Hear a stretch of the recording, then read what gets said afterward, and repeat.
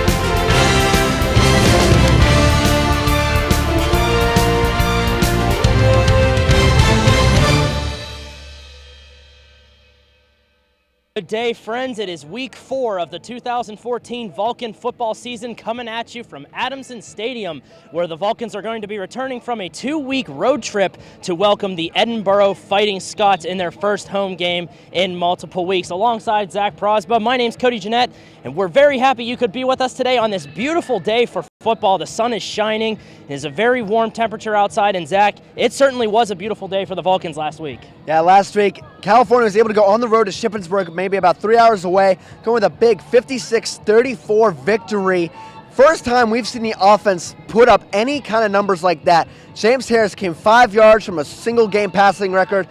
Terrell Roberson and Nick Grissom, each 3 touchdowns on the ground. Some timely defense. It was a great overall game for the Vulcans. They need to improve the defense just a little bit, going against a very tough offense in Edinboro again today. Yeah, there were a lot of offensive records that were broken or tied in that game, and for Edinboro, they had a little bit of a different story. So they're going to be going on the road hungry for a win today. Yeah, they are 0-3 to start the year. They lost last week 47-34 against East Stroudsburg, who was picked to finish second in the PSAC East this year. Cody Harris had 268 passing yards, and Anthony Williams 180 yards on the ground. The offense is there for Edinboro, but they've given up 47 points in back-to-back weeks. They need to improve their defense if they want to get into the win column for the first time today. And the last time these two teams met was nearly a year ago to the day, almost. It was on September 21st, 2013. California had a 20-7 victory, and an interesting note there, it was pouring down rain for a majority of the game. So with the opposite weather today, hopefully the scoreboard won't read as opposite. Yeah, the last couple times you and I have been together, it's been rainy for the Vulcans. They've had nice weather today. Maybe they'll take advantage of that, pass the ball through the air some more instead of running it. Last year, like you mentioned, 20-7, 5 turnovers forced by the Vulcan defense. What led them to victory? Aaron Terry had his breakout performance, 2 interceptions, but a lot of performers for both of these teams are gone. It's going to be up to new names to try and make a name for themselves today in the 4th week of the season as the PSAC West schedule gets underway. Yeah, and the whole series between California and Edinboro does have a rich history. California has the upper hand, though, 43-35-2.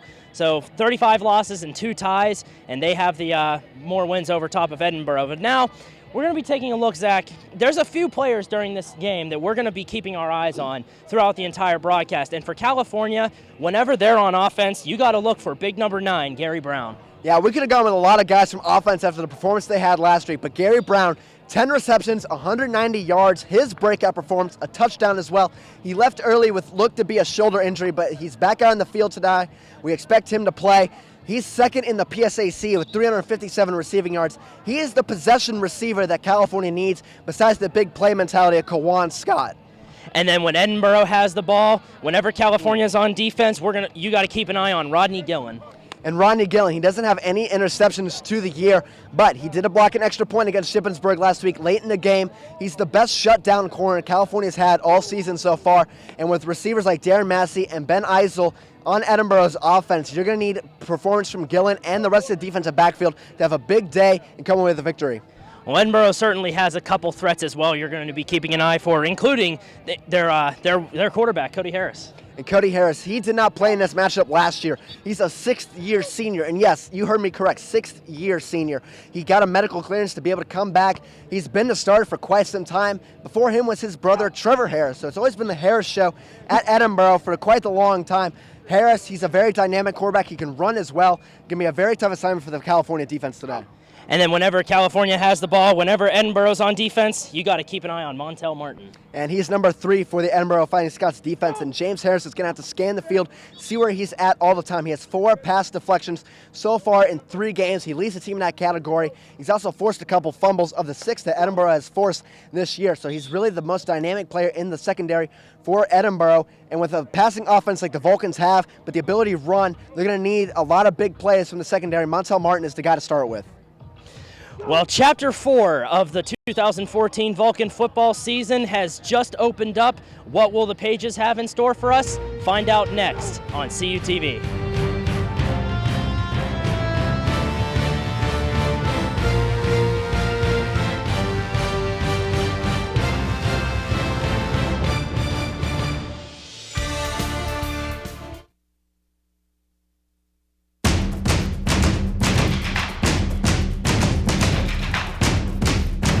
Don't miss a second of the exciting 2014 California University Vulcans football season.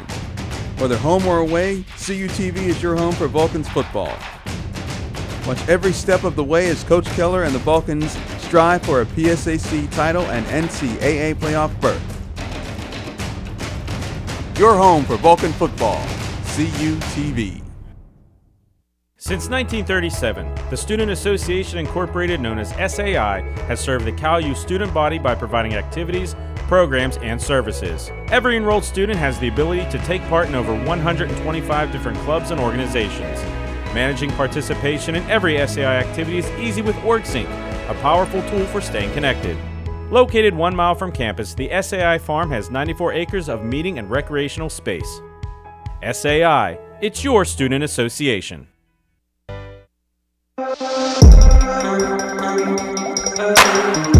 Tune in to Vulcan Football 2014 for the inside scoop on this year's Vulcan football team. Featuring highlights, scores, analysis, and a preview of the upcoming opponent, Vulcan Football 2014 gets you inside the huddle. Vulcan Football 2014, only on your home for Vulcan Football, CUTV.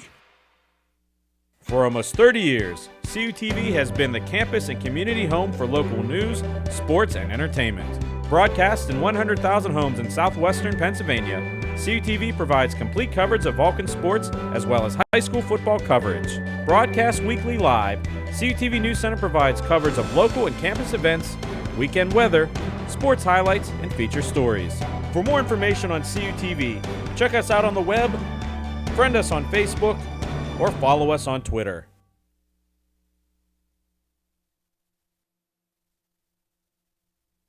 Back here at Adamson Stadium for Week 4 of Vulcans football, where California will be returning home to take on the Edinboro Fighting Scots in just a few moments. We're moments away from kickoff.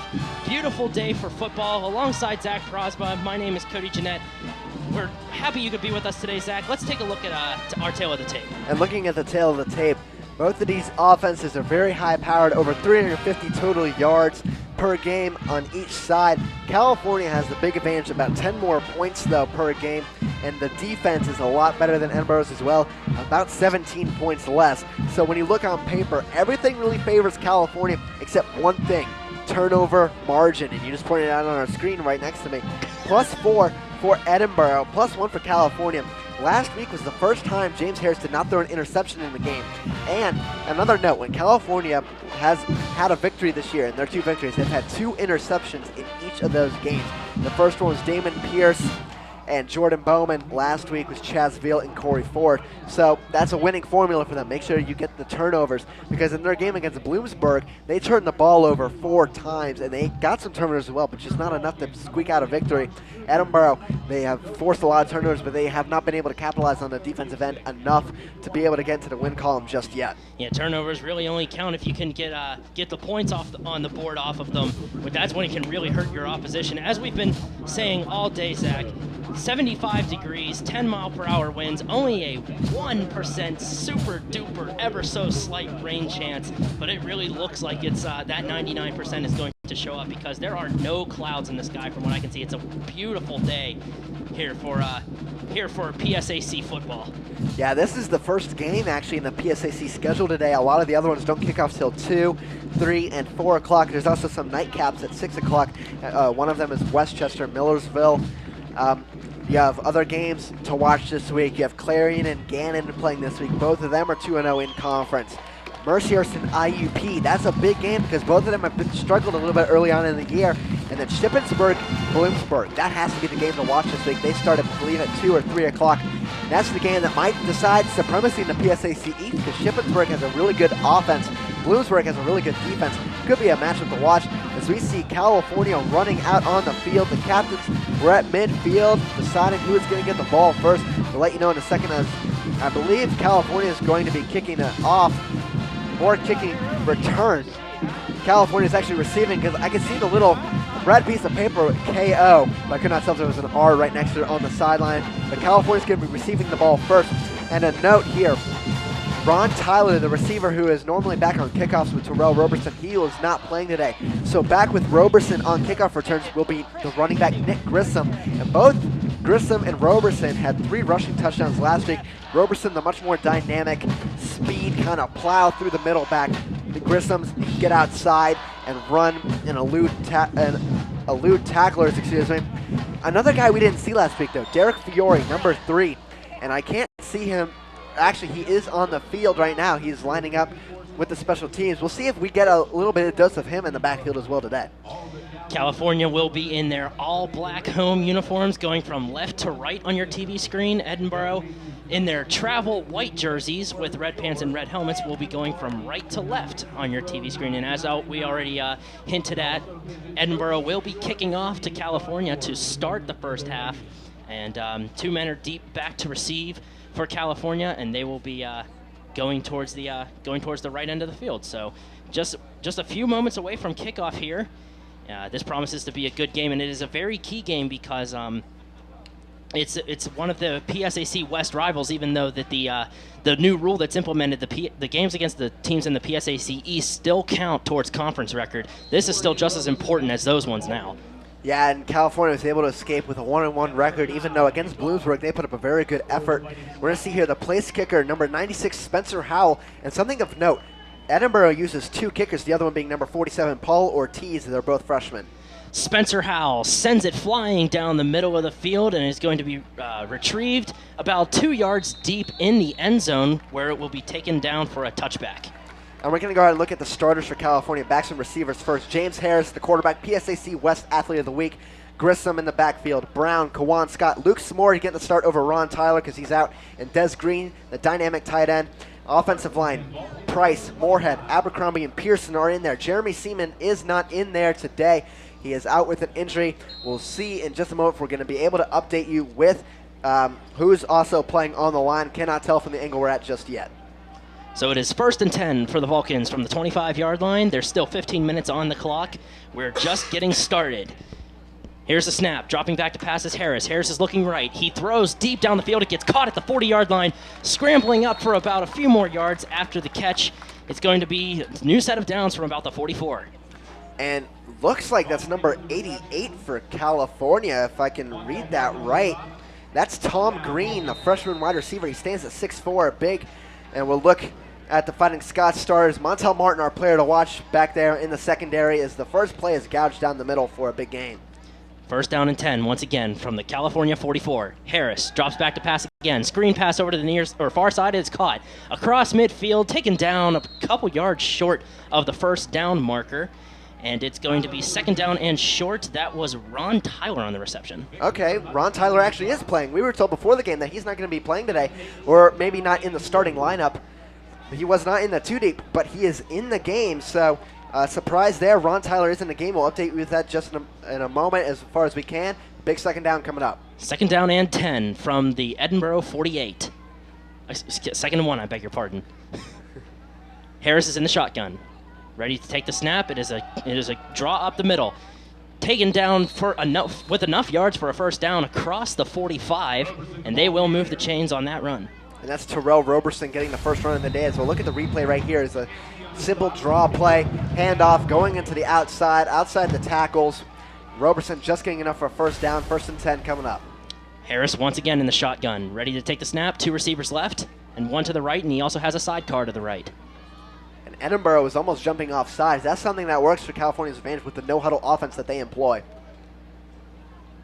Harris ready to take the snap.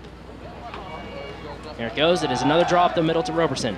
Roberson tries breaking up the far side, only gains about a few more yards, so it's going to be 2nd down and about 7. Yeah, a good tackle right there. If we look at the replay, we'll be able to tell you who made the tackle. Well, watch carefully here. As a counter run from Roberson outside the tackles, right there on the tackle. I could not see the number who that was, but is able to trip Roberson up. It was a good tackle there for Edinboro. A big gain-saving tackle right there. 2nd down and 7. Here's a snap. It is another draw. Draw up the near side this time. Going to be taken down very close to the first down marker. It looks like they will move the chains for a first down. And that's Derek Fiore. We didn't see him at all last week. Right there, gaining about 7 to 8 yards on the counter run again. There's been a lot of running plays for California so far, and Edinboro has not been able to really stop the run or the pass, so having a good balance on this first drive here. Harris lined up in the shotgun with 2 sidecars, 2 receivers left, and 1 to the right.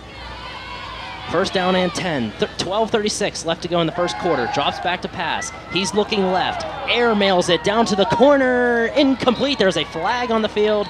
We'll see what the call is. The pass took a bounce well out of bounds inside the 10. So we'll see what the official call is here on the penalty marker. And that's Kawan Scott, the intended receiver. We'll see in a minute. Most likely this might be a legal contact, pass interference, but against which side? Because both of those players, the defensive back for Edinboro and Scott for California, were kind of tussling a little bit as they were going out of bounds. So we'll see. They may even wave this one off because the ball was out of bounds. We'll see in a second as we're about to get the call here from the official.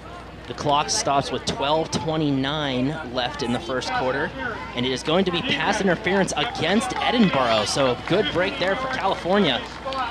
An automatic first down for the Vulcans. They will move the chains after the 15-yard penalty.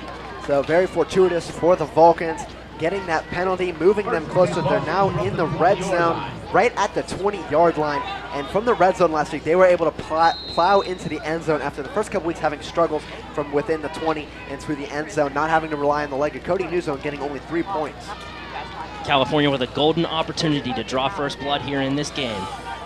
Harris is lined up in the shotgun, sends his sidecar in motion.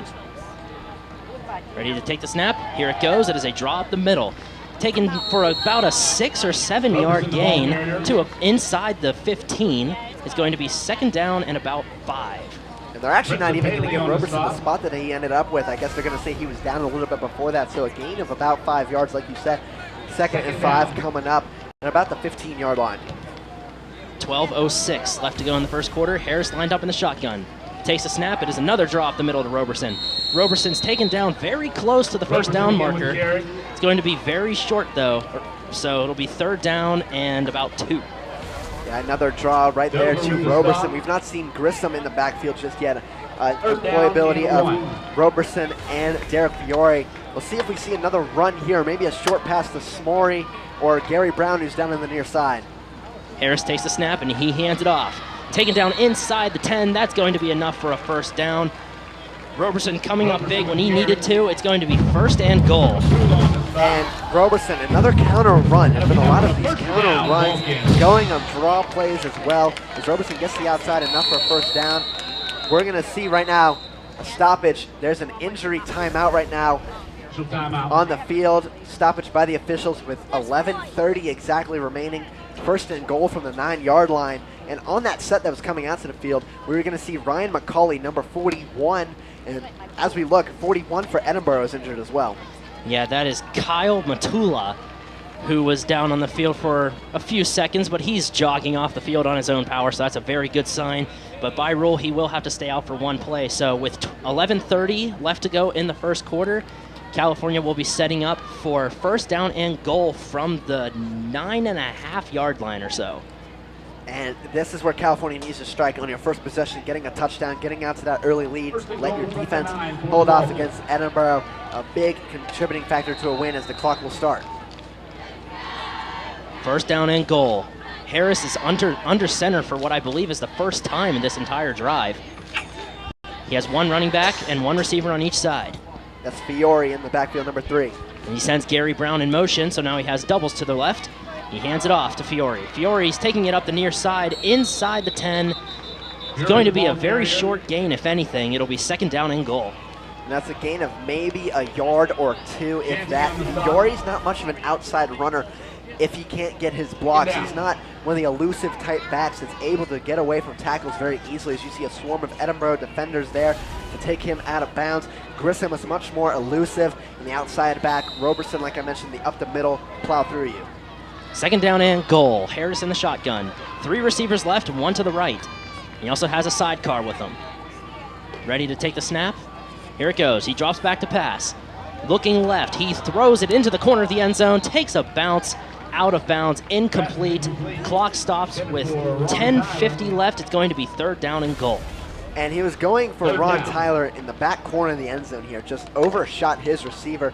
You see Tyler right there had a little bit of an opening, but then you can see double coverage from the corner and the safety on top cover him up and just throw it out of bounds. This brings up third and goal from the 8-yard line. Third down and goal. Harris out of the shotgun. Looking right, quick dump pass. It is caught and it is into the end zone for the California touchdown. James Harris finds his man on third and goal to put California up on the board first, 6-0 pending the extra point. And Derek Fiore was the man on the receiving end of this touchdown. Well, look here, it was a screen pass all the way to Fiore. The pressure is coming up the middle. Harris gets it away, and then Fiore just plowing through a couple tackles. Disproves what I said about him before and a couple plays before. Fiore getting into the end zone, his first touchdown of the year, makes it 6-0.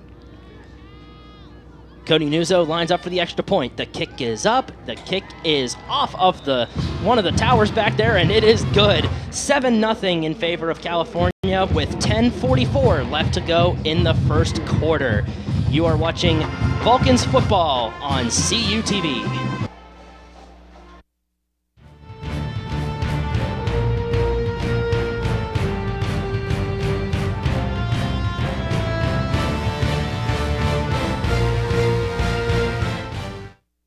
Since 1937, the Student Association Incorporated, known as SAI, has served the CalU student body by providing activities, programs, and services. Every enrolled student has the ability to take part in over 125 different clubs and organizations. Managing participation in every SAI activity is easy with OrgSync, a powerful tool for staying connected. Located 1 mile from campus, the SAI Farm has 94 acres of meeting and recreational space. SAI, it's your student association. CUTV. California University Television.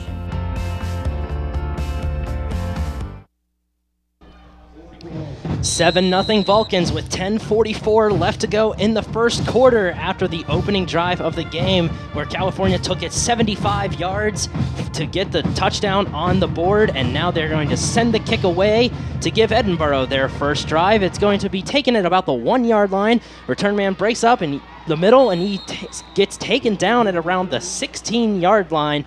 And Zach, let's take a look at, in case you missed it, how California got their first 7 points. And it was on a screen pass to Derek Fiore. Pressure up the middle. Harris gets it away. Fiore able to shake a tackler right there and then plow through 2 more Fighting Scots defenders and making it 7-0 California. Fiore's first touchdown of the year. And on the return was Keith Regis, number 26.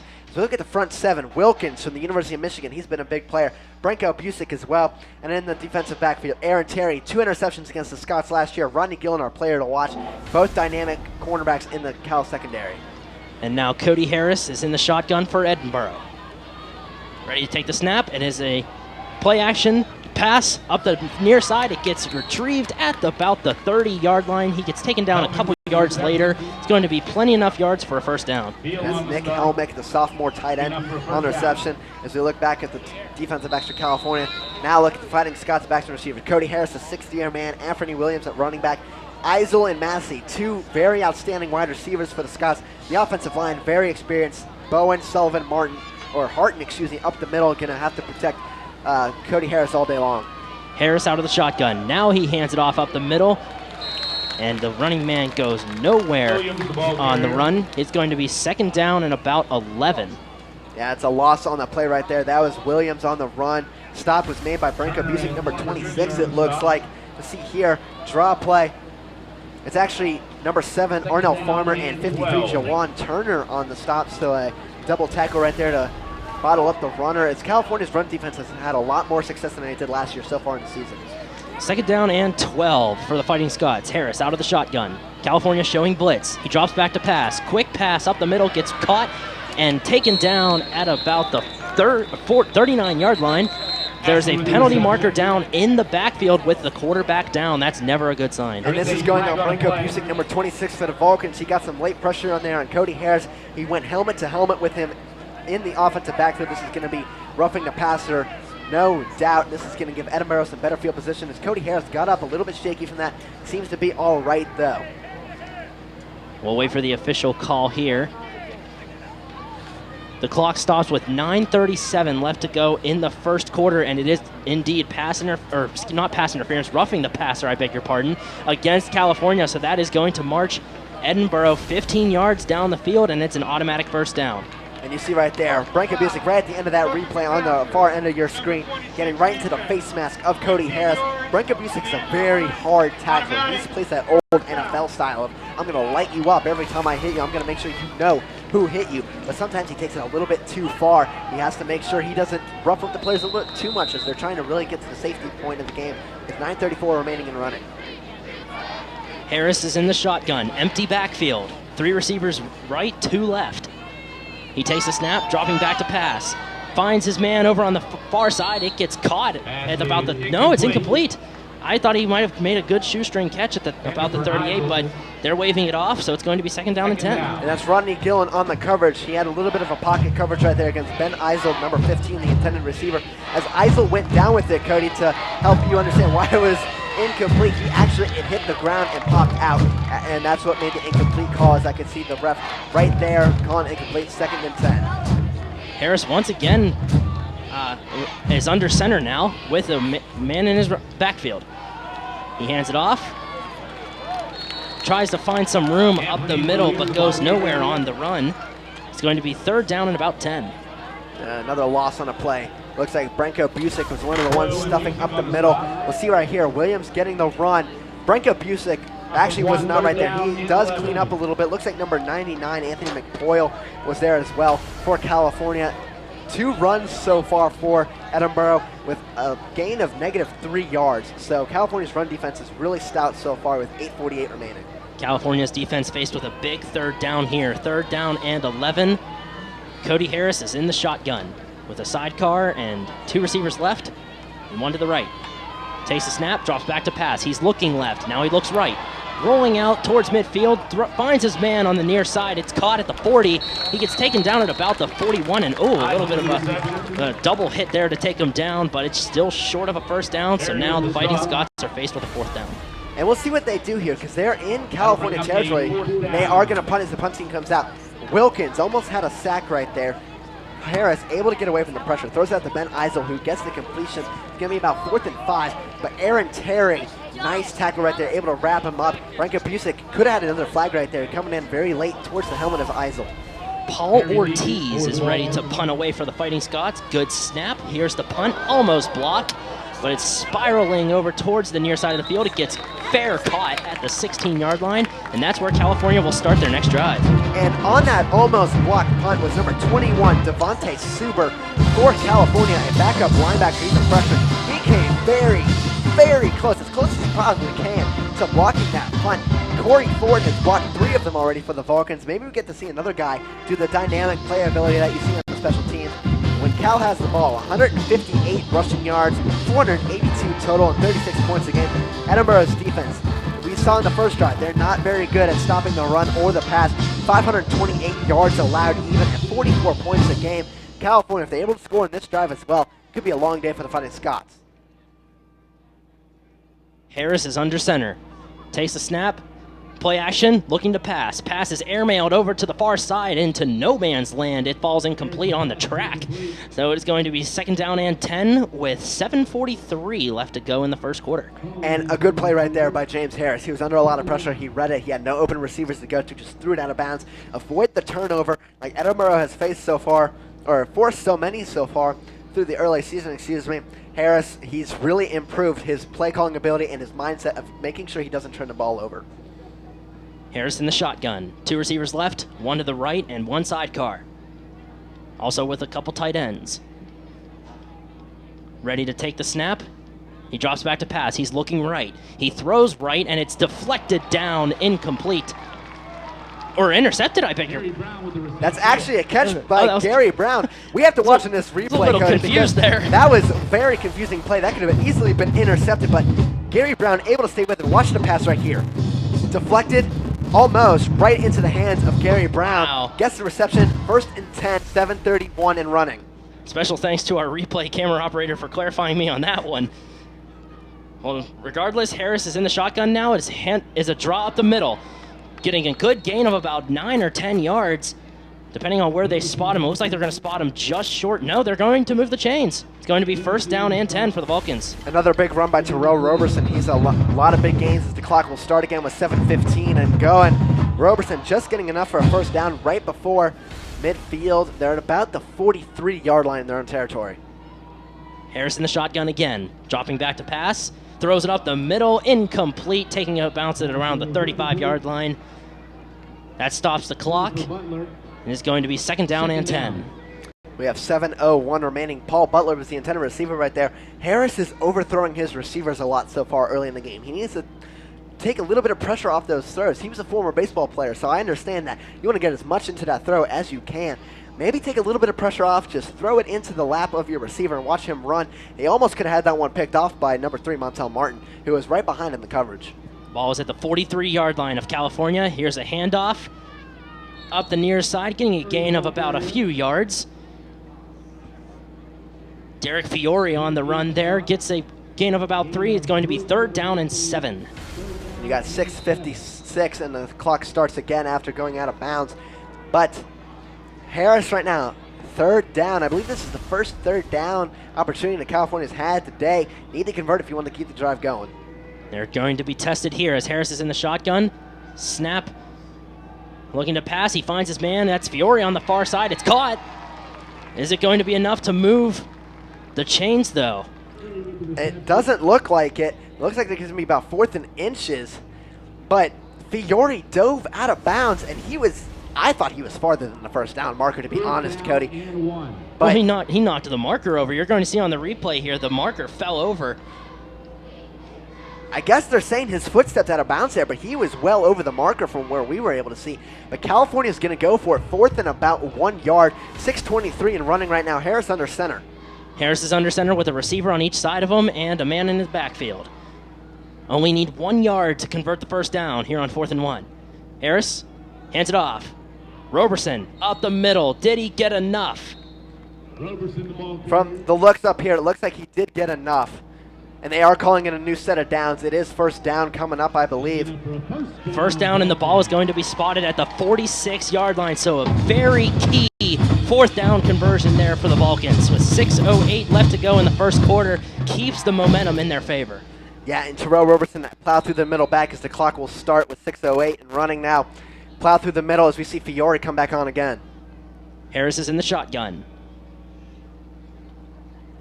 1st down and 10 from the Edinboro 46. 1 receiver left, 2 to the right, and there is a handoff to Fiore. Fiore cutting up the far side, gets a good gain, enough for a 1st down. It's a gain of about 11. They're going to spot the ball at around the 35. And 5:47 remaining with the clock will stop in the first quarter. Fiore and Roberson are running all over this defense right now as the clock will start now. Fiore, Roberson getting big chunks of yardage on each play of 1st and 2nd down. Harris out of the shotgun, once again hands off to Fiore. Fiore cuts up the far side again. It's going to be just short of the 1st down, though. It's going to be 2nd and short. And 2nd about maybe a yard as he's plowed out just short of the new set of downs. Basically the exact same run play they just ran, though. And Edinboro is still not able to adjust to it and stop it, as the clock will start again with 5:30 remaining. Harris takes a snap, once again hands off to his man. He gets taken down in the backfield for no gain on that play. It's still going to be 3rd down and 2. And Fiore on the run that time. Edinboro was able to stop the outside run of Derek Fiore that time. We're going to see Roberson coming into the backfield now. 3rd and about 1 to go with 5:04 remaining. 2 receivers to the right, 1 receiver to the left, and 2 men in the backfield. Or excuse me, 1 man in the backfield. Harris is in the shotgun. Ready to take the snap? He hands it off. It is a draw up the middle. And he got enough for a 1st down. Another key 3rd down conversion. It's going to be a new set of downs for the Vulcans from around the Edinboro 22-yard line. The California run with that no huddle as we have 4:45. The clock will start. Roberson just going up the middle at about the 23-yard line now, just outside the red zone again, as this first quarter is moving very fast. Yeah, this quarter is moving very fast. California using the ground game to their advantage. Harris dropping back to pass now. Aerials it to the near side. It's caught right at the goal line. They're going to mark him just short of the 1st down, or the touchdown, I beg your pardon there. Luke Smorey on this reception. And look at this play from Luke Smorey. Gets a big hit. He made his first career reception last week. Gets the big hit, nods it down about the 1-yard line, just short of the end zone. Getting the big hit, holding on to the ball. Luke Smorey has proved a lot in the last couple of weeks, getting the start over Ron Tyler this week. He's a very good receiver.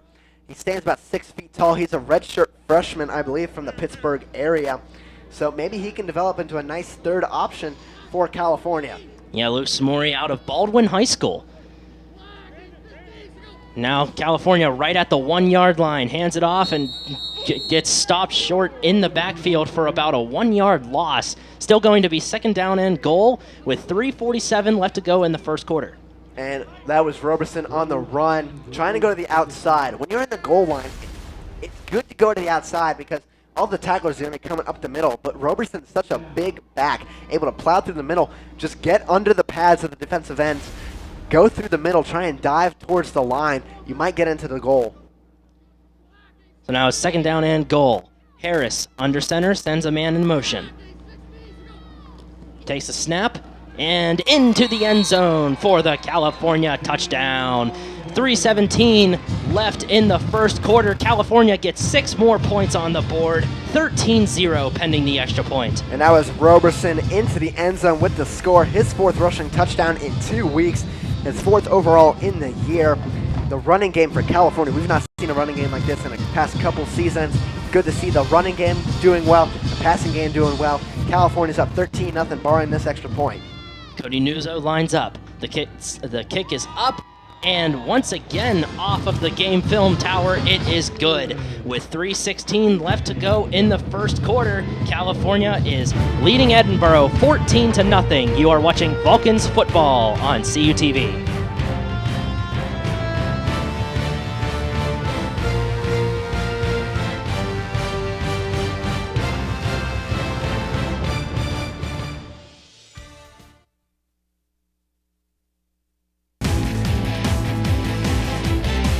Watch the best plays.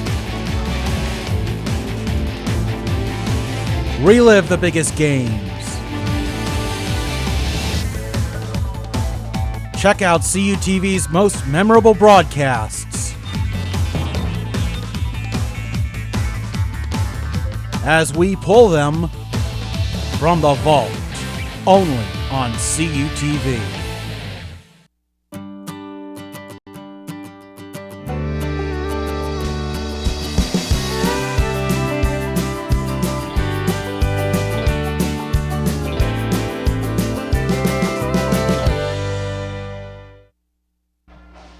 Back here at Adamson Stadium, California takes a 14-0 lead over the Edinboro Fighting Scots, and now Cody Nuzzo will send the kickoff to Edinboro to give them their next chance at offense, and the return man is going to be stopped just short of the 20-yard line. They're going to mark him down at about the 17, and with 3:10 on the clock, Edinboro will be getting their next drive started. And as O'Shea Jackson on the return, sophomores, you see when Edinboro has the ball, Good offense, 352 yards a game, 26 points. California's defense, they have to improve a little bit. They had a shaky outing against Virginia State to start the year, improved at Bloomsburg, and then Shippensburg. Their offense is hard to stop. Allowed 514 total yards. Need to improve as the season goes on because your offense can do as much as it wants, but if it's stopped and your defense can't keep up, you might lose some games. Cody Harris is in the shotgun. Sends a man in motion, dropping back to pass. Its screen pass over to the far side is caught. And the receiver gets about another 7 yards after the catch, so it's going to be second down and about 2 or 3 from the 25-yard line. And they're going to call it 2 because of the spot where they're going to put the receiver. Let's see, who is the receiver on that reception? Hard to tell the numbers. Looks like number 6 for Edinboro. That is Marcus Hill, a freshman, and they put in the Z spot on their offense. Harris once again in the shotgun. California showing blitz. Here they come. But in turn, the big hole opens up the middle for Williams to break through, and he gets stopped at about the 39-yard line. Plenty enough for a first down. And now Edinboro will set up shop there. And you see right here some pressure right up the middle. Branko Busick just overruns Williams. He would have had a nice stop in the backfield, maybe brought up a 3rd and long for Edinboro, but no. You see Arnell Farmer and Chadsville have to clean up all the way downfield at about the 39, like you said, as we have 2:20 remaining and running. Cody Harris in the shotgun. 2 receivers on each side and 1 man in the backfield. Here's a snap. Flag is down. Dropping back to pass. It's caught on the near side, but after the hit, he loses control and it falls incomplete. They're ruling it a catch, though. The one official made the catch mark or signal. And we'll see. There was a flag on the play, so we'll see, but we'll have to go back to that catch because I don't necessarily think that was a catch either because you could see the ball coming out towards us on the sidelines. We'll get the we'll get the penalty right here. And it's actually going to be offsides against California, so it's not really going to matter at all. Yeah, Edinboro will take the result of that penalty, so it's going to be first down and 5 now. But let's take a look at this replay, Zach. It's pretty interesting here. As you saw Harris find his man over on the near side, and then after the hit, it just fell right out of his hands. So, interesting there. And the rule usually is you have to complete the motion of the catch, and he clearly did not there, but the play is negated nonetheless. Harris stuffed in the backfield for a loss of about 9 yards, taken down in the backfield there by number 53 for the Vulcans, Jawan Turner. Big man coming into the backfield and bringing him down. And number 90, Tyler Haddock, had a little bit of help right there. They'll probably each get half a sack on that play. Going to bring up 2nd and 12. So it was a 7-yard loss instead of a 9-yard loss, but they were pretty far back behind the original line of scrimmage now. And so that offsides is negated. A big sack right there for the Vulcans. 1:15 left in the first quarter and running. Harris in the shotgun, sends a man in motion. Ready to take the snap, looking right to pass, and it is caught. The receiver finds a hole right up midfield. He's going to have enough for a first down, it looks like. I don't know, based on the spot where they're at, but they are moving the chain, so it will be enough for a first down. Clock stops with 56 seconds left, and they were going to start it right now. We'll see right there. It was number 4 on the reception, Darren Massey. He was the West Freshman of the Year last year in the PSAC. So a very good receiver. He's a young talent that Cody Harris is going to find with Ben Eisel and Nick Helmick at the tight end spot as well. Cody Harris in the shotgun. 3 receivers on his right and 1 sidecar to his right. Ready to take the snap. California showing blitz, and it is a draw up the middle, and it pays off. California's defense stopping him in the backfield for a short loss. It's going to be about 2nd down and 11. Yeah, a good play right there, but California's defense able to regroup from getting the first down conversion in the previous play. The run up the middle going nowhere, as most likely that might be the last play of the first quarter because there's 25 on the play clock, 8 on the game clock, but Edinboro is going up to the line looking like they're ready to run a play. Yeah, they're lining up. They're not wasting any time, but 2-1-0s all across the scoreboard. They will not get a playoff. So 15 minutes are in the books, Zach. 1 quarter down, 3 quarters to go. California leads Edinboro 14-0. You are watching California Vulcans football on CUTV.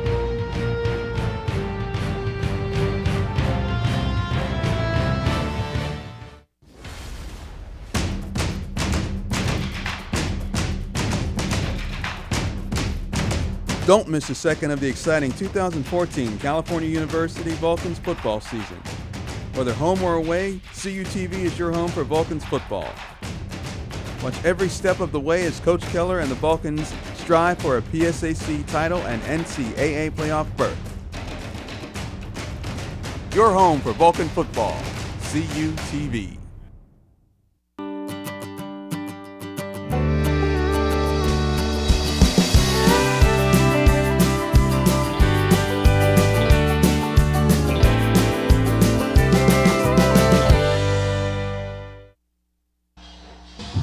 Back here at Adamson Stadium for the second quarter of the football game between Edinboro and California. The Fighting Scots taking on the Vulcans. California has a 14-point lead going into the second quarter. They're shutting out the Fighting Scots, and there's 15 minutes left on the scoreboard. 15 fresh minutes. I beg your pardon, I'm getting a little ahead of myself, but Edinboro has control of the ball from their own 49-yard line. Second down and about 11.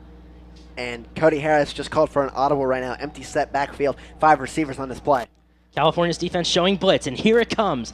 And it forces him to throw a little earlier than he wanted to, and it results in an incomplete pass. So it's going to be third down and 11. And that was a good blitz pickup right there by Cody Harris. That was Kenny Wilkins, number 55, on the pressure. He was coming out, able to trip him up at the last second to throw. Tried to go to Darren Massey. It was just a little bit low. Could have been intercepted if just a bit higher by California. Could not tell who that was in the defensive backfield for the Vulcans, though. So the ball is at the Edinboro 49-yard line, third down and 11. Harris in the shotgun. Takes a snap, screen pass onto the far side, or near side is caught, but the receiver goes nowhere for no gain. It's going to be fourth down and long now for the Fighting Scots. And you see on that play, Spencer Lynn, Aaron Terry, Chaz Veal, all grouping up to take down the receiver. That was number 15, Ben Eisel for Edinboro. Ben Eisel had nowhere to go on that reception, so Edinboro will be forced to punt it away. Paul Ortiz will get ready to make his second punt of the game, this time going in the opposite direction. And remember, the first one was almost blocked by Devontae Suber. And now this punt is a sky-high punt, going to be fair caught at the 25-yard line, and that is where California will set up shop for their next drive with 14:15 left to go in the second quarter. And Cody, we're going to look at the other games going on in the conference. Edinboro, California, you're watching, of course. Gannon at Clarion, that's a matchup of 2-0 teams. Shippensburg at Bloomsburg, that's probably the game of the week in the PSAC. Mercyhurst at IUP, that's another big contest as well. We have a couple updates from the Division I that we got from our press box area. Penn State currently down 14-0 to Northwestern at home, and then Tennessee over Georgia right now, 10-7 in the second quarter. So now James Harris will get his squad ready to march down the field once more. He drops back to pass. Screen pass on the far side is caught. Receivers across the 35-yard line or so. Just came up short of it. It's going to be second down and about 5. Yeah, that was Ron Tyler on the screen pass, gaining about 5 yards, like you said. Harris hasn't been able to connect down the field just yet, and that's the big play that California needs to boost some momentum in their offense. Their running game is doing good. Harris needs to pick it up a little bit, maybe find a receiver down the field like Kawan Scott and go right down the middle, the big Hail Mary pass like he always loves to throw. 2 receivers left, 2 receivers right. Harris out of the shotgun. It is a draw up the middle. Roberson is taken down for about a 2-yard gain. It's going to be about third and short, 3rd and 1. And actually marking it 3rd and 2 from where they're at. They're about the 35-yard line because not a lot of gift spots so far in this game as we have Fiore in the backfield now and 4 receivers. Here's the snap. Fiore takes the handoff, trying to break up the far side, but goes nowhere. Stopped in the backfield for a short loss, so now California faced with 4th down and middle yardage, probably about 4. And we're going to see Andrew Surrett come out to the field for his first punt of the day. Andrew Surrett, one of the best punters in all Division II. He was a D2 preseason All-American on the first team, and on the year, he is averaging 43 yards per punt. He has 11 punts so far. He had a shaky outing against Bloomsburg, picked it back up against Shippensburg, and Virginia State. He did really well as well. So now California, with their first drive of the second quarter, is a 3-and-out. Surrett getting ready to punt. Here's the snap, and there goes the punt. Is a nice punt sky high, going down to about the 11-yard line, where it is retrieved, and the return man gets to about the 20. He gets taken down there. So Edinboro is going to start their next drive from the 20. 12:22 remaining on the clock right now. When we look at Edinboro's schedule, they played at Carson Newman in Tennessee, nationally ranked Carson Newman, I may say. They ended up with a close loss there at Shippensburg, and then home against East Stroudsburg, two of the better offensive teams in the PSAC. Blowout losses. Now at California, home against Indiana, at Clarion, Gannon, at Mercyhurst, Estabrook. This schedule for Edinboro is very tough. The way it is set up, they don't get any easy breaks at all throughout the year. No, and there isn't one particular point where they have multiple home games in a row. They're always traveling everywhere. Goodness, a little factor like that could impact them as well, as Harris drops back to pass, and the pass is just barely caught at the 27-yard line. It caught it with one hand. It's going to be a gain of about 7, going to be 2nd down and 2. And that was Tyrone Taylor on the coverage. He got his arm in there trying to pry it loose, but Ben Eisel has such strong hands, able to bring it in. And we'll see right here, Eisel is a redshirt senior, standing only 5'10". He's definitely a possession receiver, kind of the Wes Welker form that we see in the NFL in the Denver Broncos offense. Cody Harris in the shotgun, ready to take the snap. And as they draw up the no, play action pass, I beg your pardon. And the pass is caught, no, incomplete. Right out of bounds at about the 31. The official ruled it incomplete, so it's going to be 3rd down and 2. And we'll see in the replay here, Chaz Veal on the coverage of Darren Massey, number 4. We'll see if we can see it right here. Not able to tell where the ball is, but you can see it squirted out just a little bit right on the sideline next to Kenny Wilkins, number 55. Veal able to get his hand in there, make it 3rd and 2 with 11:43. 3rd down for Edinboro. Harris is under center. 2 receivers to his left. He sends one in motion to the backfield. Here he goes, dropping back to pass. He's hurried, and he's sacked at the 19-yard line for a big loss. It's going to be 4th down and about 11. And that's number 13, Asante Patton. Kind of the similar mold to B.J. Stevens, one of the best outside linebackers California's ever seen. Asante Patton breaking his blocker, Anthony Williams, just not doing good enough coverage right there, getting his pads under Patton and trying to drive him up. Patton gets to Harris. That is the 2nd sack of the day right now for the Vulcans. Going to bring up 4th down. Paul Ortiz is ready to set the punt, and there it goes. It's going to be caught at midfield. No fair catch, though, as he's hit as he caught it, but able to maintain control of it, and he gets taken down right at around midfield, probably about the 49. So California will start from a little about halfway down the field. And that was a dangerous play right there by Aaron Terry, not calling for the fair catch. I kind of give him a little leeway because I don't think he saw the defenders coming at him. That's the play I run in Madden a lot, where I won't fair catch and I lose the ball and it stinks. But look at California's schedule right now. Home against Edinboro, at Seton Hill, and then 2 straight road games against your toughest opponents remaining, Slippery Rock and IUP. That's the Coal Bowl, and homecoming is October 11th against Slippery Rock. Then at Clarion, Gannon at home, at Mercyhurst, and either Lock Haven or the PSAC Championship, which, if they are in the PSAC Championship, will be held right here at Adamson Stadium. Harris dropping back to pass. The pass is caught, but it's still going to be no gain on the play. Gary Brown on the reception. It's going to be 2nd down and 10. And Brown, he had to fall down as he was catching that ball. Harris, he just didn't have enough on it, threw it over, didn't turn his body the entire way as he threw that ball to get it to Brown to make sure he could turn and run.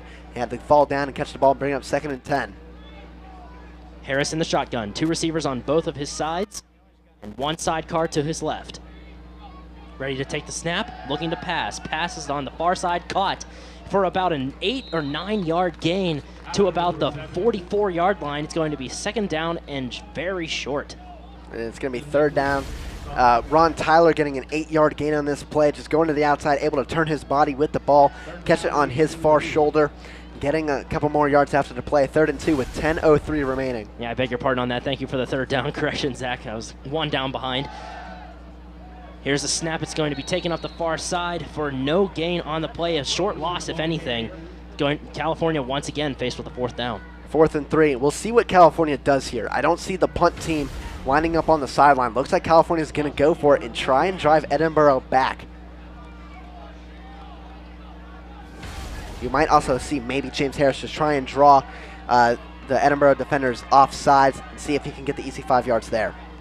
Well, he takes the snap right away, and he's dropping the pass. The pass is caught at the 39-yard line. Receiver breaks up the near side to the 31-yard line. That is Ron Tyler on the reception there. And that's a very bold call as we have 9:24 remaining in the first half. You don't get that as the clock will start. If you don't get that fourth down conversion, Edinboro has premium field position, could go down the field and score, and it's an easy 7-point game instead of 14-0 still. A bold risk pays off. You know what they say, no risk, no reward. And they certainly got the reward on that one. Harris is in the shotgun now with 2 receivers to his right and 1 to his left. Also with a couple tight ends, he takes a snap, dropping back to pass. Passes on the near side, caught in bounds at the 19-yard line. It's going to be enough for a first down. California in the red zone. And they actually just called it incomplete, although oh my goodness, from the vantage point where I'm at, Gary Brown definitely had both feet down on the field. We'll look right here at our replay. We'll see if we can get a good angle at this. Right there, he had both feet in. That is a definite catch for Gary Brown. He had both feet in. That should be a new set of downs instead. It's 2nd and 10. So Harris will get a retry here. 2 receivers on the right and 1 receiver on the left. We have 8:55 remaining. Ready to take the snap. Running the play clock down. He hands it off up the near side. Breaking a few tackles and going out of bounds at around the 25-yard line. It's going to be 3rd down and about 4. And Roberson, he shook maybe 2 or 3 tackles on this play. Watch this replay coming up right now. Roberson on a counter run evades 1 tackle, 2, his own guy even. Gets to the outside, 3, still keeps going, 4, taken out of bounds, gonna bring up 3rd and 4. 8:37 left to go in the second quarter. Harris lining up his offense with 2 receivers on the right and 2 receivers on the left. He's lined up in the shotgun with a sidecar on his right. That is Fiore. And his sidecar goes in motion to his other side. Dropping back to pass. Pass is thrown up the far side and caught at the 19-yard line. That's plenty enough for a first down this time. It's going to be a new set of downs in the red zone. And that's Kawan Scott, number 15, the junior, 6'5", feet tall. Great play right here, just throwing it on the outside route, getting enough for the yardage, not able to go anywhere, tackled by number 17, Vontre Robinson, the senior strong safety for the Scots. So now Harris in the red zone. 3 receivers on his left. Ready to take the snap. It's a high snap, but he maintains control, and the pass is over the head of the intended target, and it falls incomplete. It's going to be 2nd down and 10. And it looks like Harris might have hurried that play because he thought it might have been broken with the awkward snap. Jack Abercrombie and James Harris have kind of had problems with the snaps early in the season. That's 3 straight games now where we've seen some snaps go high and above the right shoulder of Harris, and on that play just had to turn and throw it quickly on the screen route. Harris with an empty backfield now. Edinboro showing blitz, but there's yellow laundry all over the field now as the pass gets caught at the far sideline, but it's going to be, they're going to stop the clock here. There's a flag down. And it's going to be offsides against Edinboro because they all moved. Harris snapped the ball. None of the offensive linemen for California moved. That's a great play design right there as we see the call. Offsides against Edinboro. They're clearly going to decline that, going to take the catch at the 1-yard line, 1st and goal with 7:51 remaining. And they will take the result of this play here. So you're going to see this pass by Harris get caught on the far side by Kawan Scott, just keeping his feet in bounds. Good catch there into double coverage as well. And that was Sawyer Denini, number 98, the defensive end, redshirt sophomore for Edinboro on the offsides call. 7:44 and running now, 1st and goal from the 1-yard line. California with a 14-0 lead, looking to add on to the lead here. Harris is under center with 1 man in his backfield. He sends a man in motion. And there's a handoff up the middle, and he's trying to push through, but it will end up with no gain. It's going to be 2nd down and goal. And 2nd and goal coming up. Fiore trying to go up the middle. You here, Edinboro's defensive front able to get right to him. You see number 17, number 12, number 41, Matula in there as well. 17, Vontre Robinson, and number 12, Devon Groves. So now Harris will get a retry. It's 2nd down and goal with 7:03 left and running. I see number 41, Ryan McCauley. He's lining up on the outside as a receiver. He's the fullback usually. near the goal line. Maybe try an out route to him. He's good at catching the ball as he moves in motion. And there's a handoff up the middle and into the end zone for the California touchdown. California adding on to the lead with 6:47 left to go in the second quarter. It is 20-0 pending the extra point. And Terrell Roberson, his second touchdown of the day, third overall for the Vulcans. It's Roberson. He has 5 touchdowns in 2 weeks. That's Madden-like numbers. That's all pro style numbers in the NFL that you see. The running game for California has been really improving as the season's gone on so far. Cody Nuzzo lines up for the extra point. The kick is up, the kick is through, the kick is good. 21-0 after with this in the middle of the second quarter with 6:47 left. You are watching Vulcans football on CUTV.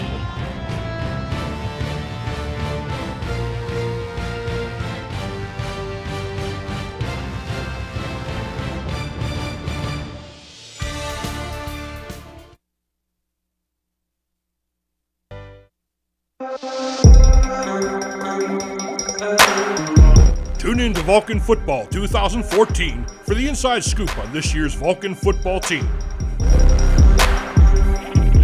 Featuring highlights, scores, analysis, and a preview of the upcoming opponent, Vulcan Football 2014 gets you inside the huddle. Vulcan Football 2014, only on your home for Vulcan Football, CUTV.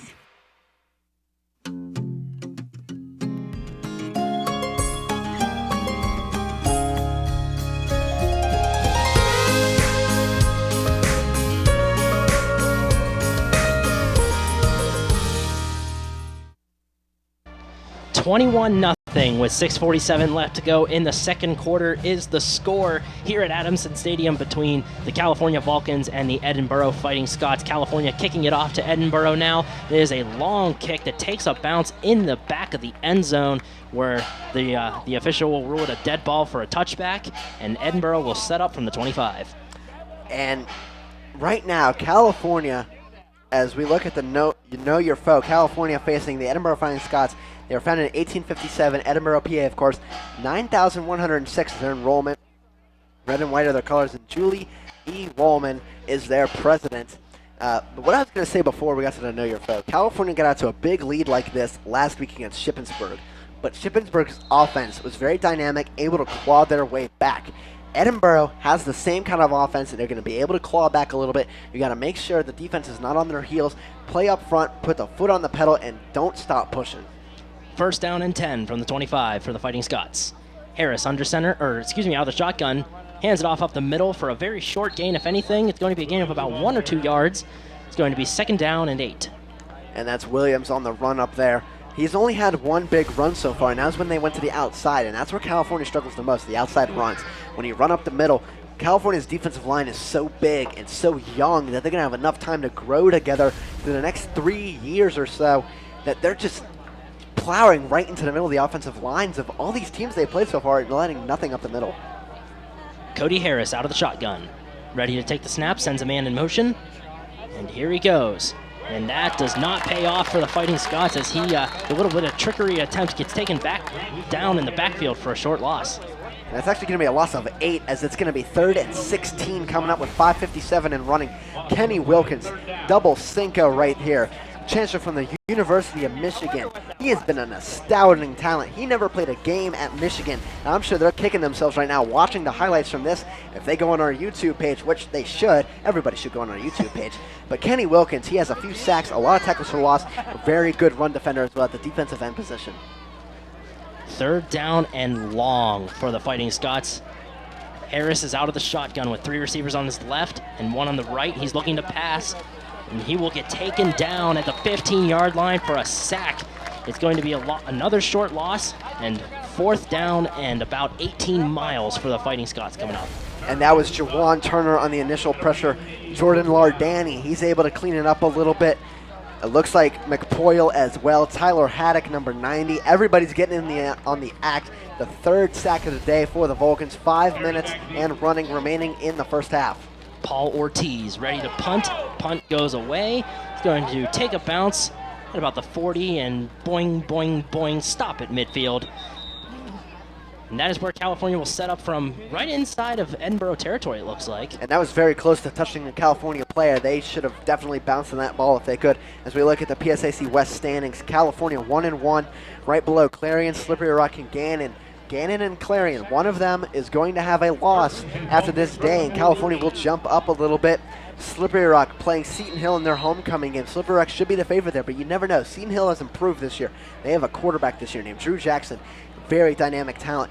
Anything could happen in the PSAC West. It's wide open this year. California, Gannon, and Slippery Rock looking like the early favorites so far. Here's the snap. Harris under center, looking to pass. Passes airmail down the middle and caught at the 20. He's at the 10, he's at the 5, and into the corner of the end zone for the California touchdown. California wasting no time, getting 6 more points on the board after the punt. With 4:39 left in the second, it's 27-0 pending the extra point. And that's my affectionate nickname for him. Touchdown, Gary Brown. You see right here from about midfield, we'll call it 50 yards or so.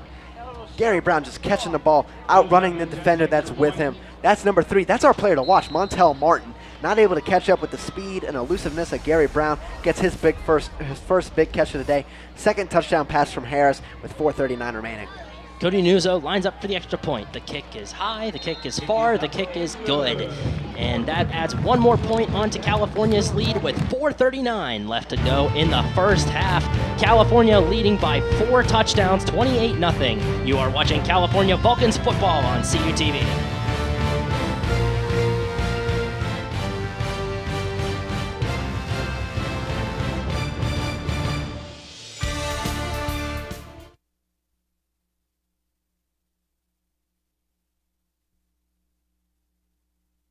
CUTV News Center brings you the best in local news, weather, entertainment, and sports. A new building is being constructed and it is estimated. We take a look at our local temperatures for this morning. Right around Du Bois, we have 38 degrees. Swimmer Diana Nyad and former pro hockey player Sean Avery. With the PSAC preseason poll. CUTV News Center, live, Thursdays at 5. CUTV.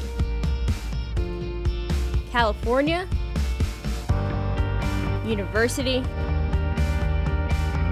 Television.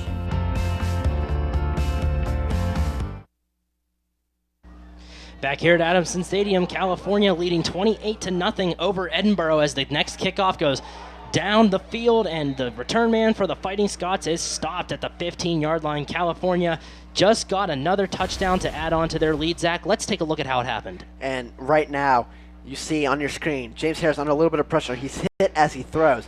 Just enough on the outside of Gary Brown as he's able to catch up with it, outrun the defender Martin, our player to watch.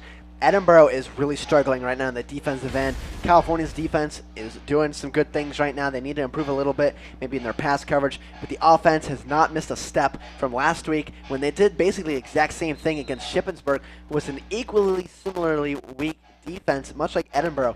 The only question that comes to mind is this going to tire out California's defense? And looking ahead in the season, what happens when you face a better defense than what you've seen in the past couple weeks? Yeah, you got to wonder that as Harris takes a snap, and the pass is caught up the near side at about the 35-yard line for a first down. That's plenty enough yards. It's a gain of about 15 on the play by number 45 there for the Fighting Scots, Nick Helmick.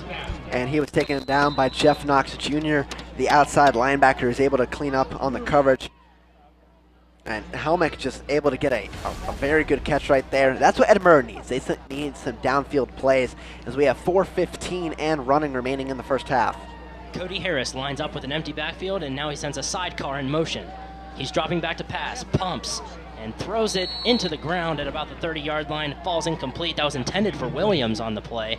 It's going to be second down and 10, I beg your pardon, with 4:03 left. And California was trying to call for, hey, why is that not intentional grounding? But Williams was the intended receiver. He was right there. Harris threw it at his feet after it looked like Tyler Haddock or Anthony McPoyle, number 99 or 90. It's hard to tell the difference with the numbering on the uniforms from where we're at. Jumping up, blocking the screen pass. Harris had to move, still under a little bit of pressure as well. Cody Harris lining up in the shotgun once again. He has 2 sidecars and 2 receivers to his left and 1 to his right. He sends Williams in motion over to the far side. Now he has trips left. Takes a snap, rolls out to his left. He's looking down the field. Flag is down. He's run out of bounds at about the 35-yard line. We'll see what the penalty marker is. And it looks like it's going to be holding from where it was thrown. Looks like number 45, Nick Helmick, was holding against Kenny Wilkins, number 55, who was in pursuit of Cody Harris, one of the men that was able to drag him out of bounds. We'll see right here.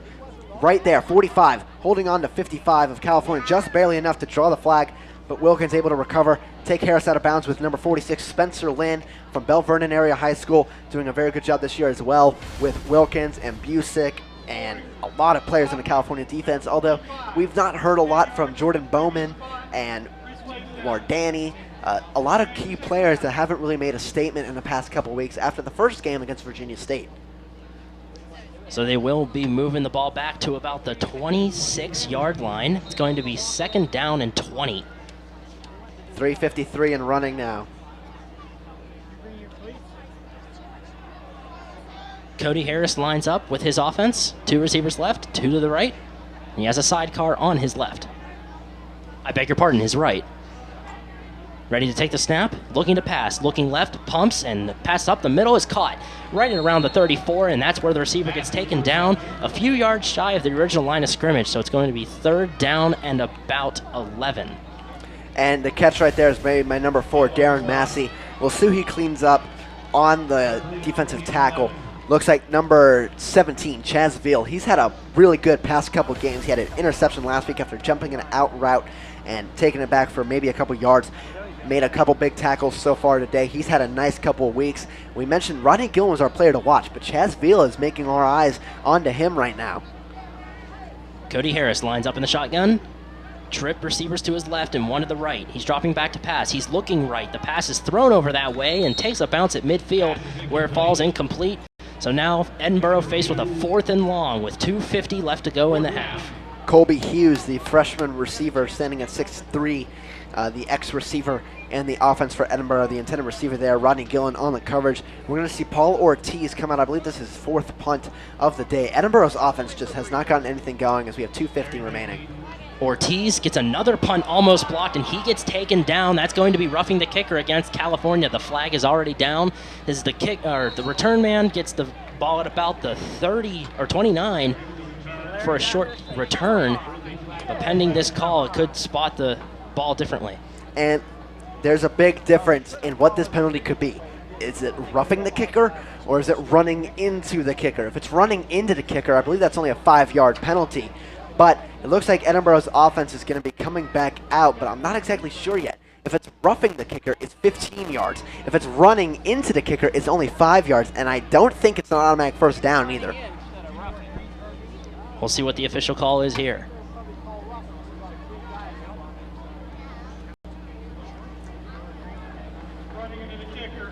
It's going to be running into the kicker, so it's declined. California ball. So that's a big break for California. Edinboro not able to get any offensive fortunes going their way.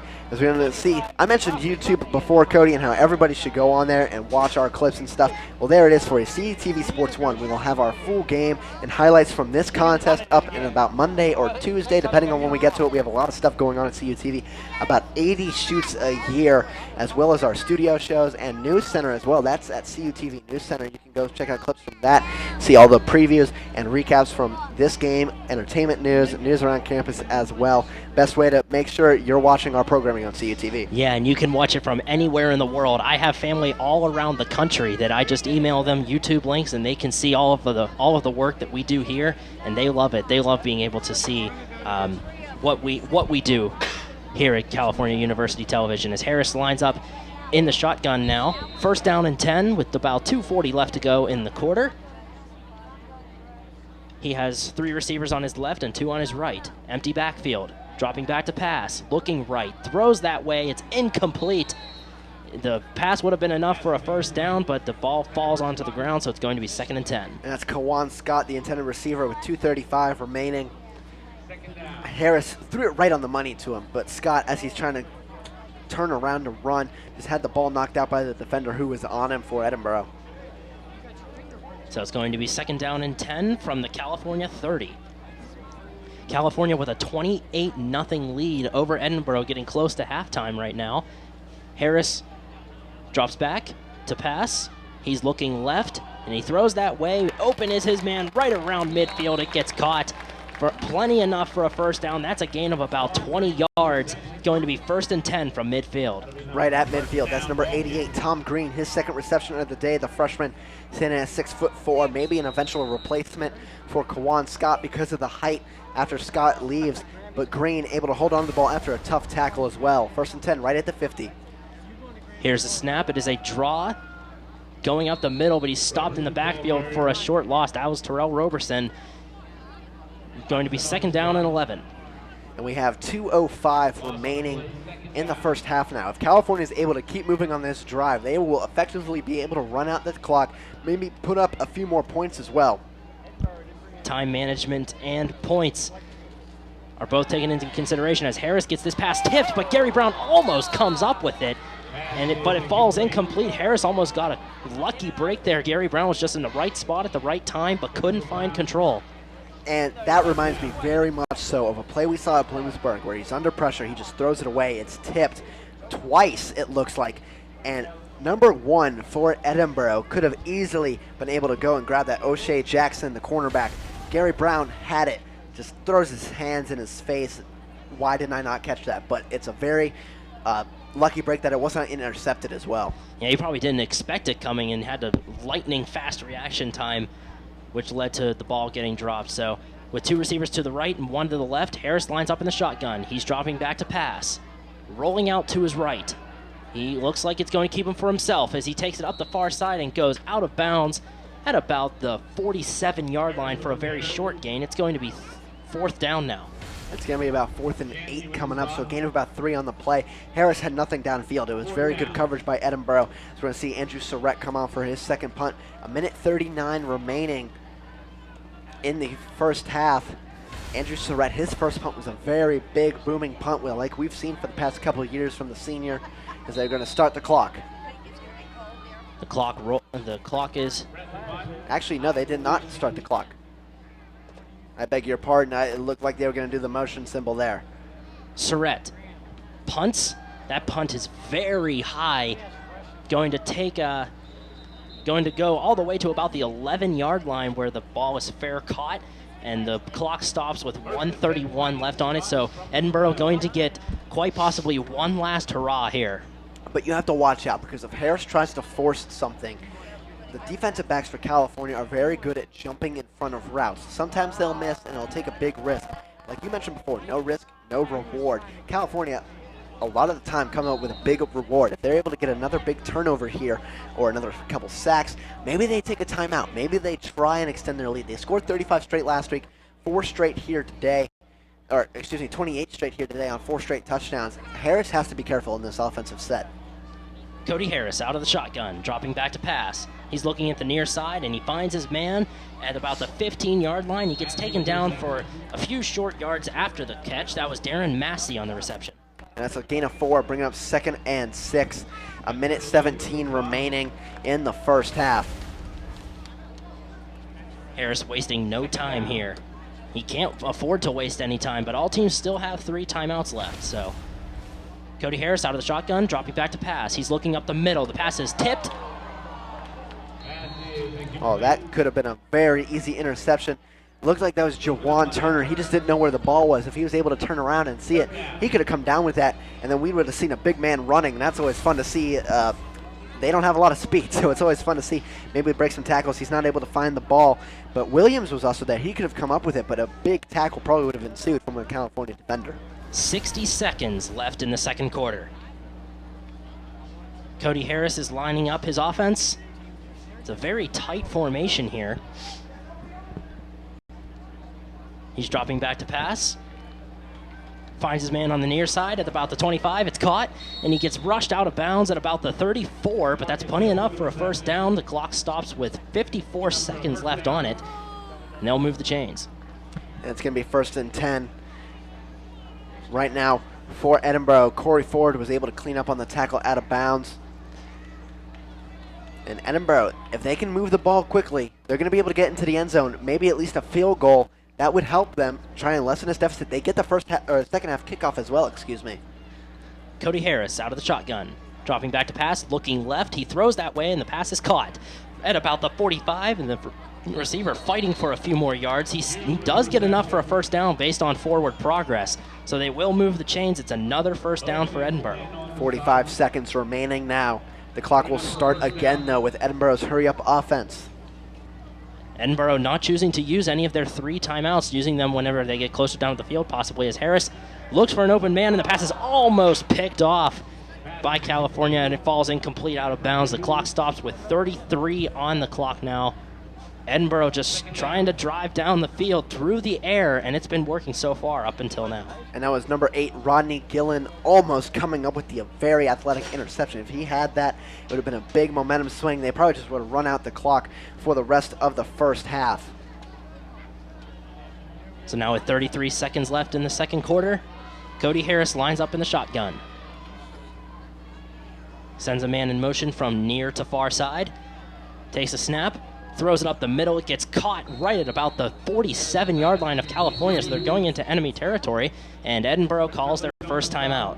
There's 27 seconds remaining. 3rd and 3 yards coming up when we come back from the timeout.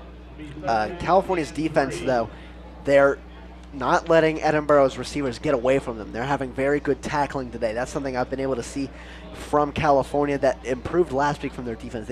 Their tackling was a little bit shaky. Branko Busick was missing a lot of tackles. He's overrun a couple today, but he's able to clean up nicely.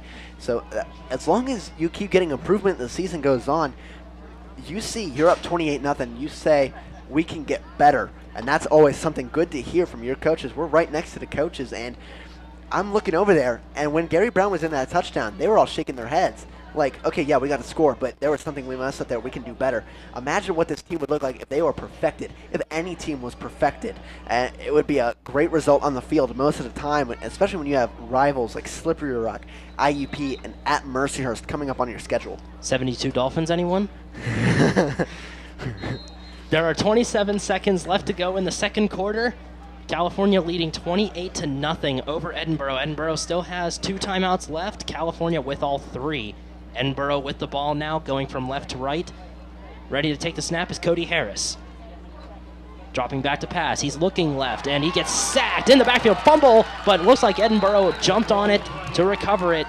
Very, very instinctive move by one of the Edinboro offensive linemen to dive back onto that ball. And the clock has not stopped. Well, now it has stopped with 15 seconds left, but that was a big sack. Jeff Knox, the former running back and cornerback, is we're going to have the clock stop right now. A timeout taken by California, I believe. We'll get clarification in a second. Actually, that's for Edinboro, so Edinboro's second timeout. But watch right here. Jeff Knox, his first sack of the year, gets the ball loose, recovered right there by number 71, Jacob Potts, the offensive tackle for Edinboro. That would have been a huge break because James Harris has the arm to throw it downfield if he needs to. Or they have all 3 timeouts as well. Get into field goal position, let Cody Nuzzo go out there and do his thing as well.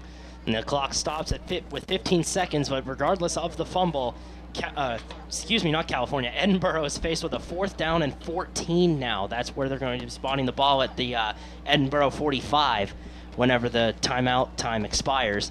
So Edinboro will have quite possibly one of the final plays of the quarter here.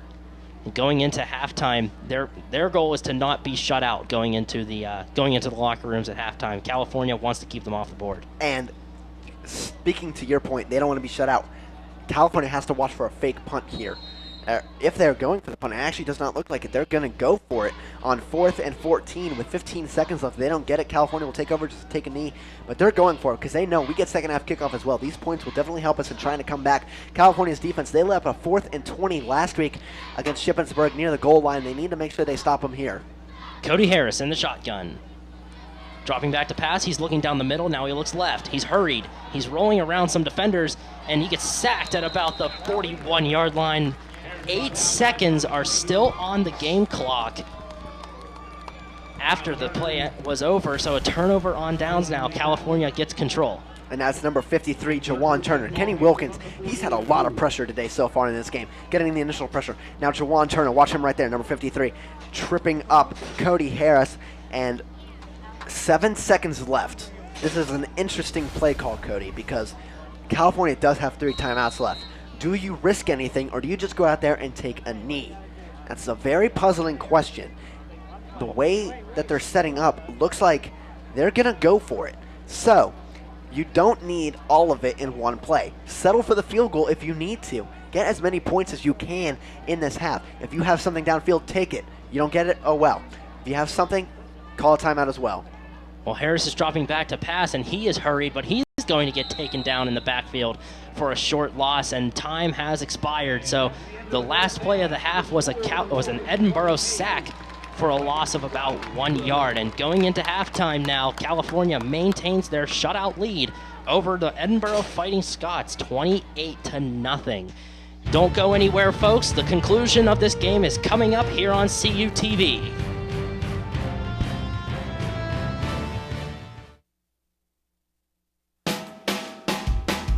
Didn't get out to the high school football game this past Friday? Don't worry, because CUTV Sports has you covered. Never miss a second of this season's upcoming high school action, as CUTV's Game of the Week takes you to the stadium and gives you the best seat in the house.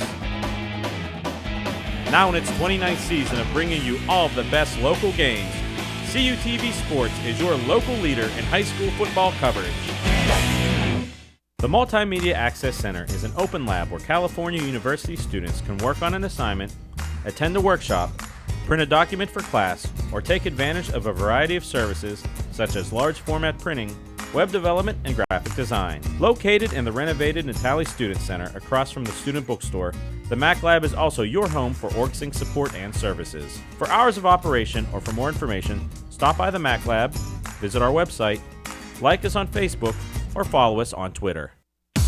Save Preset 1 for Cal U's best music. More music in the car. More music in the door. More music everywhere. This is 91.9 WCAL Power 92. The home of the Vulcan Nation. Playing Cal U's best music. 91.9 WCAL. WCAL Power 92.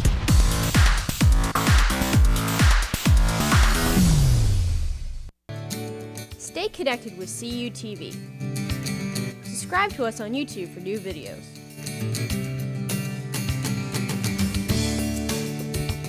Follow us on Twitter for status updates.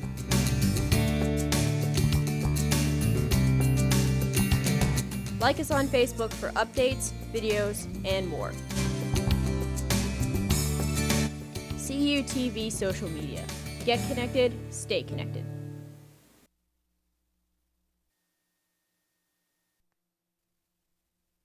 Back here at Adamson Stadium, 28-0 over Edinboro. California has the lead. The Vulcans versus the Fighting Scots here on this warm September day.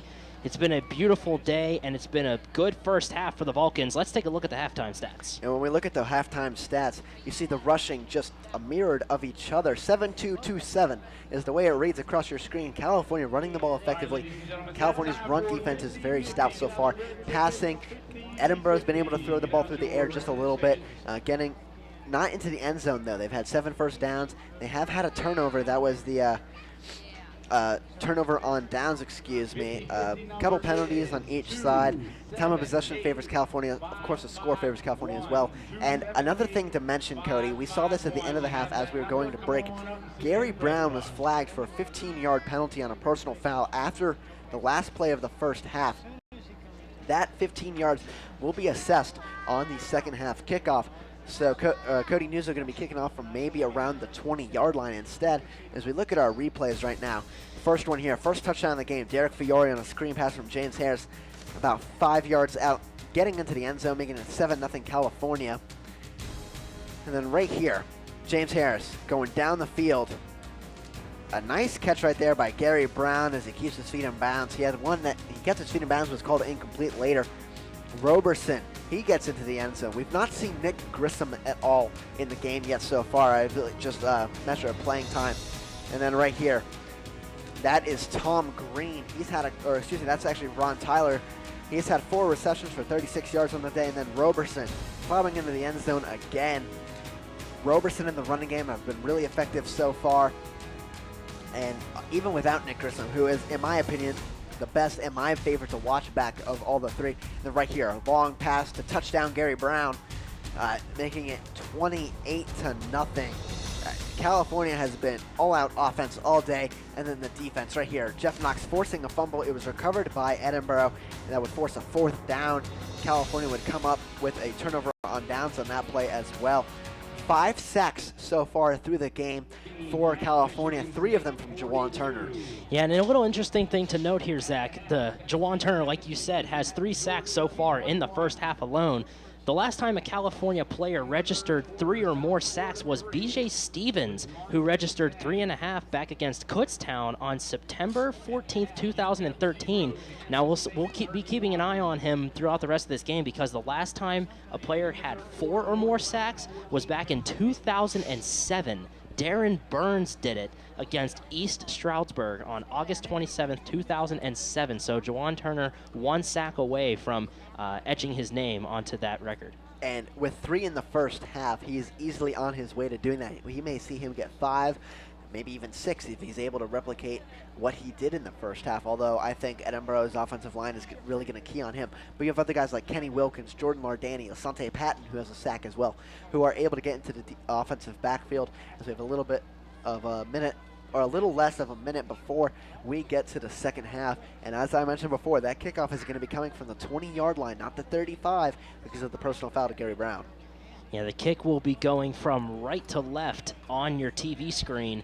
And California was the one that got the initial kickoff in the first half. So Edinboro will be getting the first possession and first initial ball control to start the second half. So they really have a good chance to open up or close the gap, I should say, not open up the gap, close the gap that California has set on them in this game so far.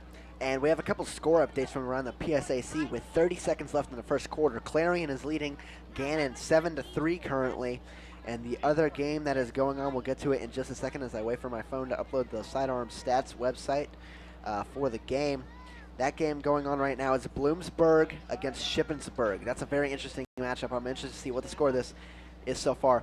It is 14-3 Bloomsburg. They just started the second quarter. So Shippensburg defense still having a little bit of troubles. Bloomsburg, their offense is coming alive. As we look at the individual stats, Tim Kelly, the quarterback for Bloomsburg, is not a thrower. And we'll see right here, Shippensburg offense. They have, or actually the Bloomsburg offense is what I want, not the Shippensburg offenses. We'll go to Bloomsburg offense. They only have 22 rushing yards. They have 197 throwing yards. So Tim Kelly has really opened it up through the air, and that's how Bloomsburg's getting out to their lead. And then Slippery Rock against Seton Hill. That game is underway as well. Slippery Rock 14-0 at the start of the second quarter. So Slippery Rock on their homecoming day, they are looking like they're well on their way to their 4th victory of the year, 3-0 in the PSAC, if they're able to continue on the pace they're at. Now, I beg your pardon, earlier on I did say that the kick was going to be going from right to left. It's actually backwards. It's going to be going from left to right because the official is over there at the 20-yard line on the left side of the field, ready to set the ball down when Cody Nuzzo and his squad lines up for the kickoff. 15 fresh minutes are on the clock. We're just about to start the third quarter. California leading the way over Edinboro 28-0 right now. And California did the exact same thing last week. Edinboro's offense is very good. Cody Harris, he's a very dynamic quarterback. He can bring the Scots back in his game. If California's defense does not keep the foot on the pedal and the offense does not play a smart game plan, which I trust the coaches completely to run the ball, throw when they need to, because you don't need to wear out the arm of James Harris in this one. You're up 28-0. Get the legs going on some of these players. Roberson, Fiore, maybe see John Franklin and Rob Bell, who we saw a little bit in the end of last week. Maybe if the game is out of hand in the fourth quarter, maybe you bring in Michael Keir, who is the backup to James Harris. He's a redshirt freshman from the Philadelphia area, who is the quarterback of the future. And from what we've heard, very good things about him. He was in competition with Harris to actually start this season as well. Keith Regis is the man deep to receive for Edinboro. And because of the personal foul penalty against Gary Brown to end the first half, it's going to kick off from the 20-yard line, and that is where he retrieves it from the 20. He's across the 30 to the 35, and he runs into a wall and gets taken down right around the 35-yard line. So good coverage defense right there by California, even though it was a short kick, able to get up the field quickly and make sure the returner reaches, not able to get anywhere on the returns. We have 14:52 remaining at the start of the second half, third quarter, 28-0 like you said, 1st and 10 at the 36-yard line. Cody Harris will line up his squad at the 36-yard line. There's nobody on the near side. He has 4 receivers on his right, or a tight end on the right, I beg your pardon, with 3 receivers and a sidecar to his left. California showing blitz, and it's a handoff up the middle, and he gets taken down at about the 39-yard line for a gain of about 3. And they're going to mark him at the 40 as we're going to have a stoppage on the play right now, as it looks like Kenny Wilkins lost his helmet on the play, so he has to go off. 14:43, the clock stops momentarily. It'll begin in a second, and actually right now that is that second. So going to be 2nd and 6 coming up. 2nd down and 6 from the 40-yard line. Cody Harris lined up in the shotgun. Ready to take the snap. He's dropping back to pass. Looking right, the pass is deflected down to the ground, incomplete. It's going to be 3rd down now for Edinboro.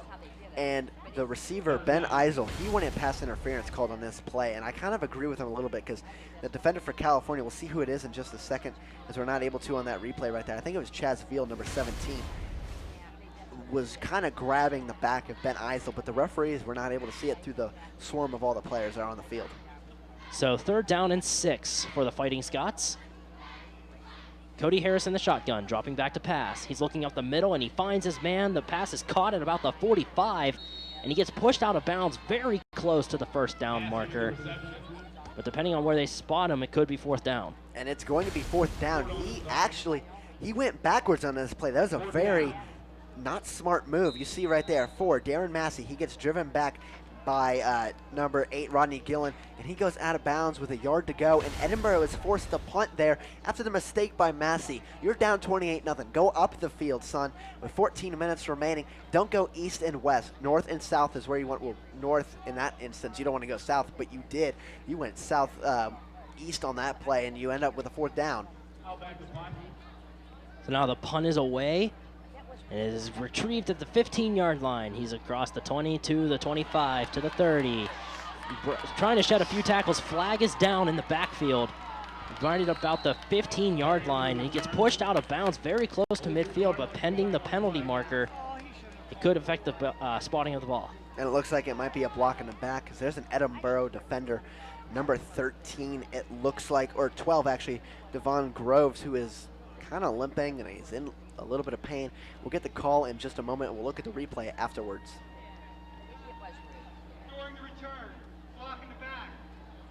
It's going to be an illegal block in the back penalty against California.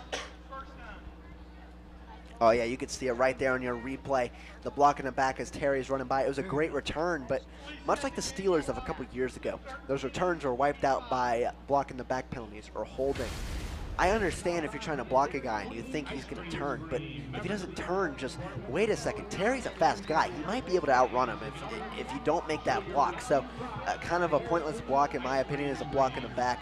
I understand why they do it, but it's a pointless penalty to be able to be taking on yourself.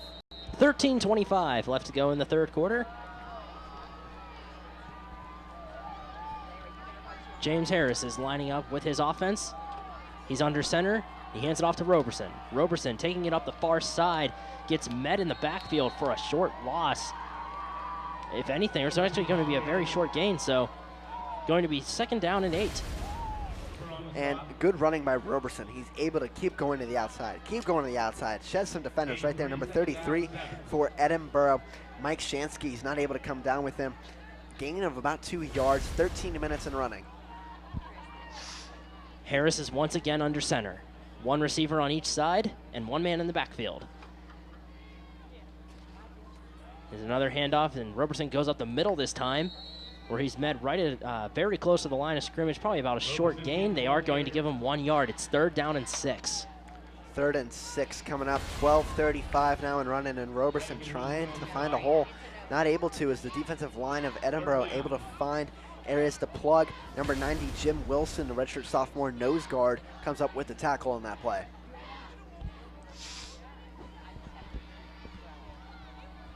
James Harris lines up in the shotgun with 2 receivers on his left and right and a sidecar on his left. Ready to take the snap. 3rd down and 6 from the California 14. Here's a snap. Play action. Finds his man, but no, the pass gets tipped down in the middle of its flight. And down and incomplete. It's going to be 4th down for the Vulcans. That's Mike Shansky, number 33, the Mike linebacker in this defense with the deflection. He had a receiver open downfield, but Harris, as he goes to throw the ball, Shansky just throws up his left hand, knocks it down. We have 12 minutes even remaining in the 3rd quarter. So now Andrew Surratt will come back onto the field. He's going to be punting with his heels on the goal line, it looks like. Surratt has a very strong leg, though. He's able to get this to the other side of the field in an instant. We'll see Surratt here get ready for the punt. Here's a snap. Good snap. Punt is down. It's a line drive punt. Takes a bounce at the 45 across midfield, taking a very friendly California bounce all the way to the 31-yard line of Edinboro. That was a very long punt by Surratt. That punt is going to be a very good punt for California as we look at Facebook page. Facebook is the best way to get updates with us. We do some polls. We put all our links to YouTube videos as well. We also have a Twitter account. We'll get to that later. But Facebook, a good way to interact with us, like us, share some of our videos with your friends and family like I do with my family from Atlanta. Like you mentioned before, you have family all across the country. Mine's in Atlanta and up here as well. So Facebook, a good way to share status updates and all the links that we have as well. Yeah, I have family in Ohio, California, Washington, Arizona. It never ends. They're all over the place. But with the thanks to the internet, they're able to see the work we do here, and they love it. So now Cody Harris lines up for Edinboro. Low snap, but he takes it. And the runner is going to be taken down in the backfield for a short loss. And that was a loss of 3 yards on the play. Kenny Wilkins coming up with the big tackle on Anthony Williams. The running game for Edinboro just is not there today. And California, their defensive line and their defensive front, we have not mentioned Branko Busick a lot. We've not mentioned Spencer Lynn a lot. It's the speed rushers and the big men up the middle that are getting the job done for the Vulcan defense today. Harris once again lining up in the shotgun. He sends a man in motion, now back again. Dropping back to pass, looking left. He throws that way. The pass gets tipped and falls incomplete at about the 29-yard line. So with the clock stopping at 11:05, it's going to be 3rd down and 13. And the man of the hour, Jawan Turner, watch right here on your screen, gets the tip. Could have almost been intercepted by Jordan Bowman. If he had that, he had an open lane right to the end zone. That would have been another 6 points. But a good play right there by Turner to get his hands up. 3rd and 13 coming up with 11:05, like you said. 3rd down and 13 for the Fighting Scots. Cody Harris lining up in the shotgun with a sidecar on his left. He sends a man in motion. Dropping back to pass. The pass is caught on the near side, but the receiver goes nowhere, just barely past the original line of scrimmage for a gain of about 5 yards. But Edinboro faced with a 4th down. It's going to be 4th and 8 coming up as the clock will keep running. 10:50 and running now as Harris throws it out to the outside. That's number 6 on the reception, Marcus Hill. He's a freshman receiver. He gets met immediately by a swarm of defenders. Looks like that's Branko Busick or Spencer Lynn right there. Can't tell because the 6 is available to see, but the 4 or the 2 was covered up by the receiver. Paul Ortiz back to punt. Sends the punt away. It's a very high punt, spiraling, and the fair catch is called for at the California 32. So with that ball spotted there, that's where California will start. And California came so close to blocking another punt right there. But going online and watching our programming is another available option instead of YouTube. Going to cutv.cal.edu/live. That's a mouthful to say right there. But that's our live stream. You'll be able to watch all our live programming. If you're watching this game, you'll either know you're watching it Monday at 6 or Tuesday at 4. So for your programming pleasure later on, whichever one you're not watching, comes on Monday at 6 and Tuesday at 4 on CUTV. 10:24 left to go in the 3rd quarter. James Harris under center sends a man, or hands it off, and he's breaking up the near side, staying in bounds. No, they're actually going to say he was out of bounds at around the 30-yard line or so. Actually, they're going to mark him way back at the 44. He was just barely out of bounds, but right here, our fake reverse to Fiore, hand it off to Gary Brown, and watch him run along the sideline. He's a really good sideline runner, just gets knocked out of bounds around there. So 1st and 10, 10-10 and running now for the Vulcans. Boy, you blink for 1 second and you miss it. That was a good play-action fake there by Harris as he's lining up under center now. One man in the backfield and a receiver on each side. Ready to take the snap. He hands it off. And trying to break up the far side. That's Fiore, but Fiore gets met in the backfield for a loss of about 3. It's going to be 2nd and 13. And we have 9:42 and running still. 2nd and 13, Fiore. He's trying to get to the outside, just not able to. Wrapped up by Shansky on the defensive side for Edinboro, and number 12, Devon Groves as well. Harris is in the shotgun. Making sure he has the play correct, for checking his sideline. 2 receivers to the right and 1 to the left. Couple tight ends and a sidecar to his right. And he hands it off to his sidecar. That's Fiore. Oh, no, he's a play-action pass. I beg your pardon. I thought he handed it off, but the pass goes incomplete in the end zone. He had a man open there, but just barely overthrew him. And that's Kawan Scott, the intended receiver right there. And he fooled me a little bit too, because Fiore was having some shifty moves coming out of the backfield, running a little bit, fooled our camera operator as well. You'll see going down the field to Kawan Scott, just out of the reach of Scott, who's 6'5". If he dove, he might have had that, but you never want to risk injury on diving. 9:06 left to go in the third. It is 3rd down and 14 from the Edinboro 47, I beg your pardon. Here's a snap. Harris is hurried. Dump pass to midfield, incomplete. It's intended for Fiore, but Fiore couldn't reach out for it, so now California faced with a 4th and long. And this is the 2nd straight drive that is stalled for California, as Andrew Surratt's going to come out and punt. Fiore was there, and he has some running room if he's able to catch that ball, but to no avail, as we're going to see number 22 out on the field for Edinboro. He is not the punt returner. The punt returner looks like it's Eisel, number 15, in the backfield, or in the near the end zone, excuse me, not the backfield. So now Surratt is out to make his 2nd punt of the quarter. It's a high snap, but he gets it and sends the punt down. Spiraling end over end. The fair catch is waited for, but it takes a bounce at around the 6-yard line, and it's going to be spotted right at the 10. That is where California touched it. So with 8:52 left, that calls for a Twitter tease, don't you think? Yeah, a Twitter tease. That's a new one I've not heard before, actually, Cody. But CUTV_PA is where you can find our Twitter handle. We do our high school roundup top 3 plays. We do our links to our games. We do who you got, which is basically our pick 'em. Some live updates from when we're on our road shoots and here as well. It's a fun atmosphere here on CUTV, and we try to make you as much a part of it as we are.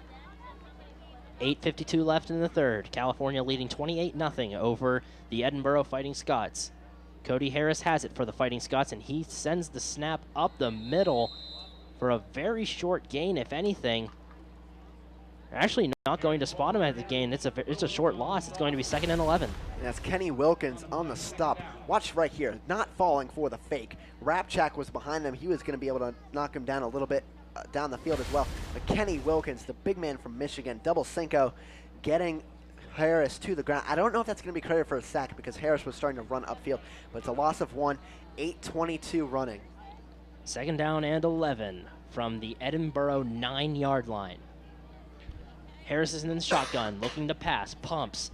Now he airmails it over to the far side and is just over the head of his intended target, taking a bounce at around the 30-yard line, falls incomplete. And that's Colby Hughes, the intended receiver, just over the head of Hughes. On the coverage was number 23, Josh Page, for California, as we're going to see a 3rd and 11 at the 9-yard line of Edinboro. They are really backed up. If you get a sack here, you may be able to drive Harris back enough, maybe get a safety out of it, or if you pick up a fumble, if it's lost, get an easy touchdown because you're right there. Cody Harris on 3rd down and 11 lines up his offensive squad in the shotgun.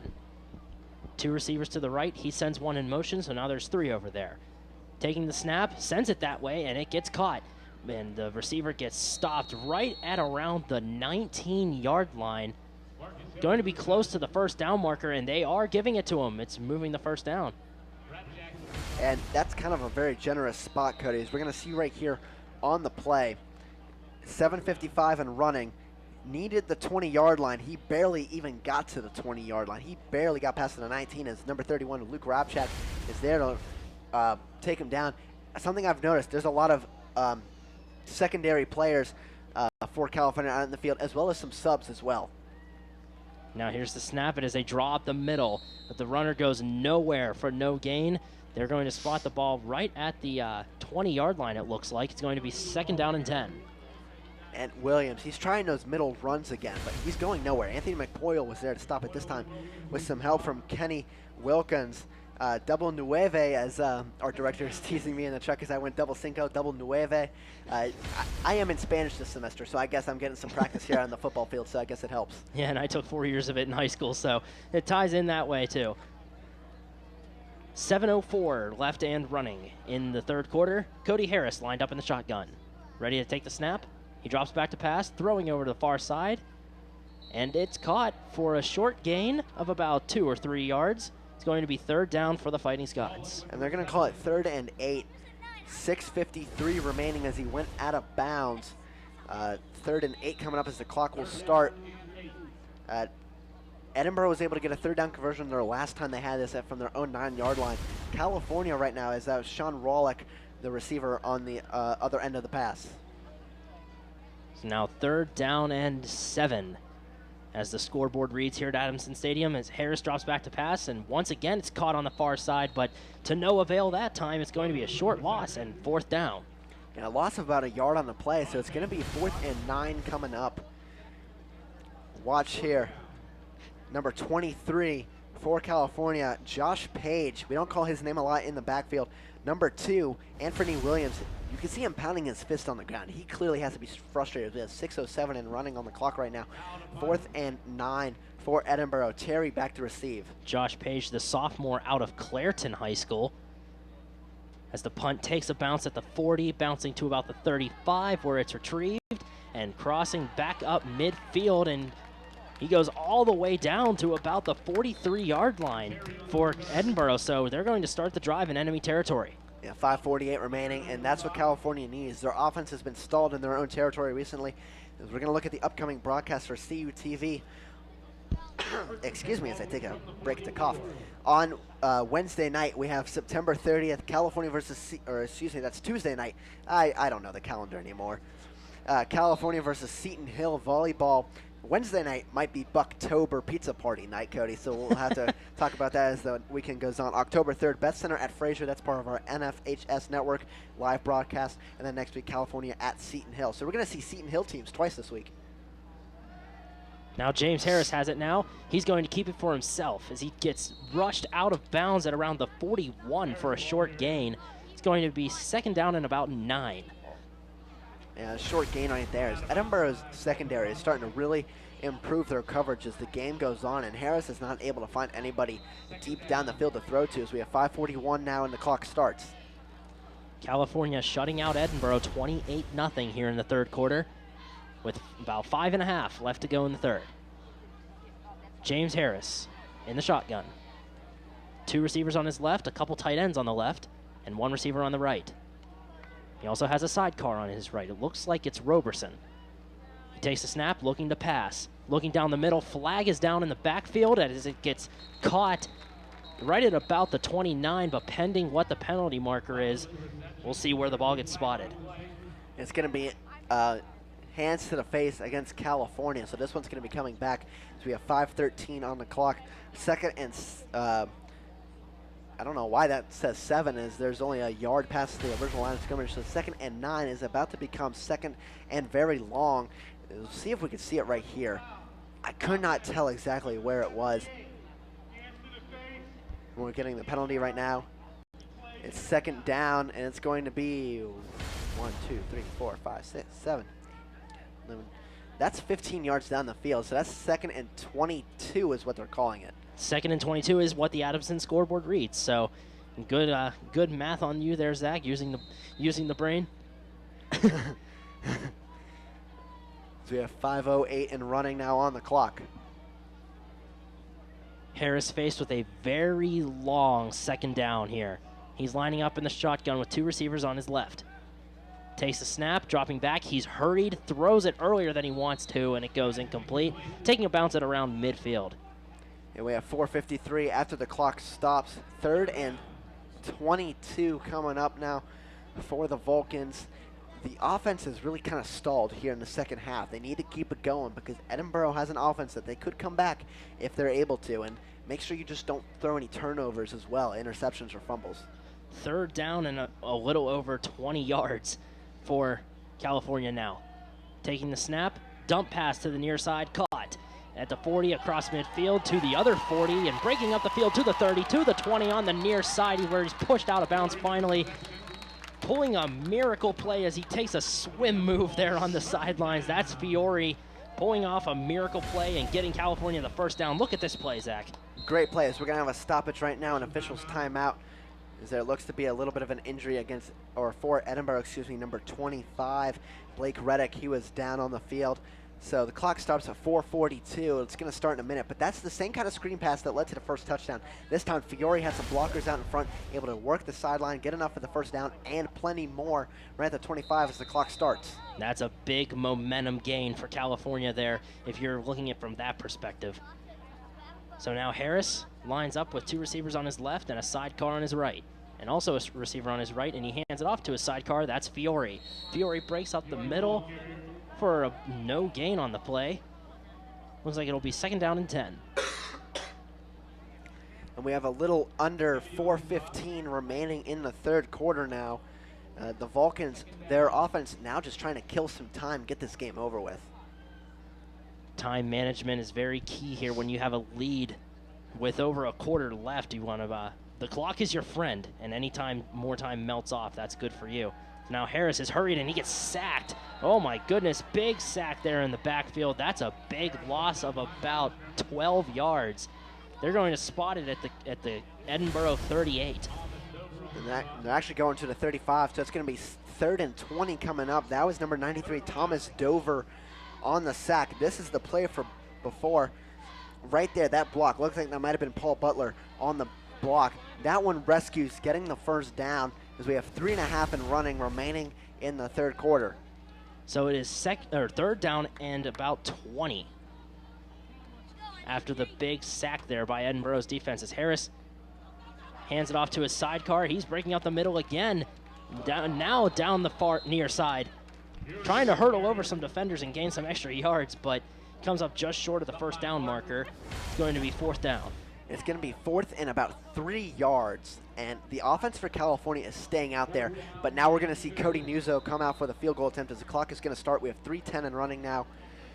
And Cody Nuzzo coming out for his first field goal attempt of the day. Last week he missed a 47-yard attempt against Shippensburg, but the week before, you and I were both there to witness 50 yards to send California to overtime against the Bloomsburg Huskies. Oh my goodness, yes, I was calling the game on radio side during that game, and that was a thriller. So now Cody Nuzzo will be lining up for this attempt. The kick is up, and the kick is good. California adds on 3 points to their lead to make their lead 31-0 with 2:42 left to go in the 3rd quarter. That is your score. Stay tuned. You are watching Vulcans football on CUTV.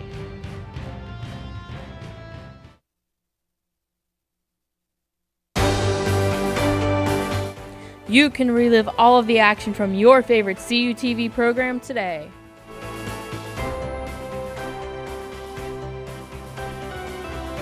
From regional championships to high school football, you can take home your favorite CUTV game or event to relive anytime. Just send a return address and DVD information with $16.95 per DVD to 250 University Avenue, care of CUTV. Order today.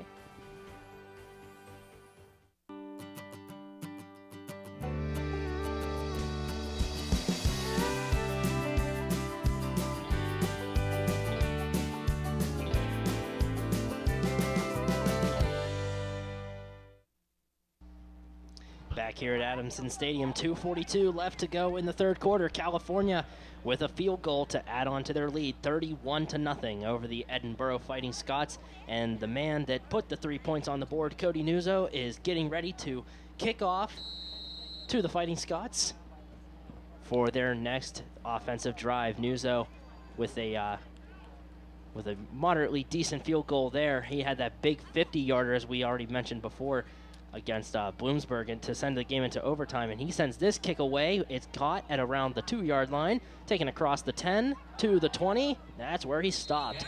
Edinboro will start their next drive from the 20. And that field goal for Nuzzo that he just made was 35 yards out, but the man of that drive was Derek Fiore.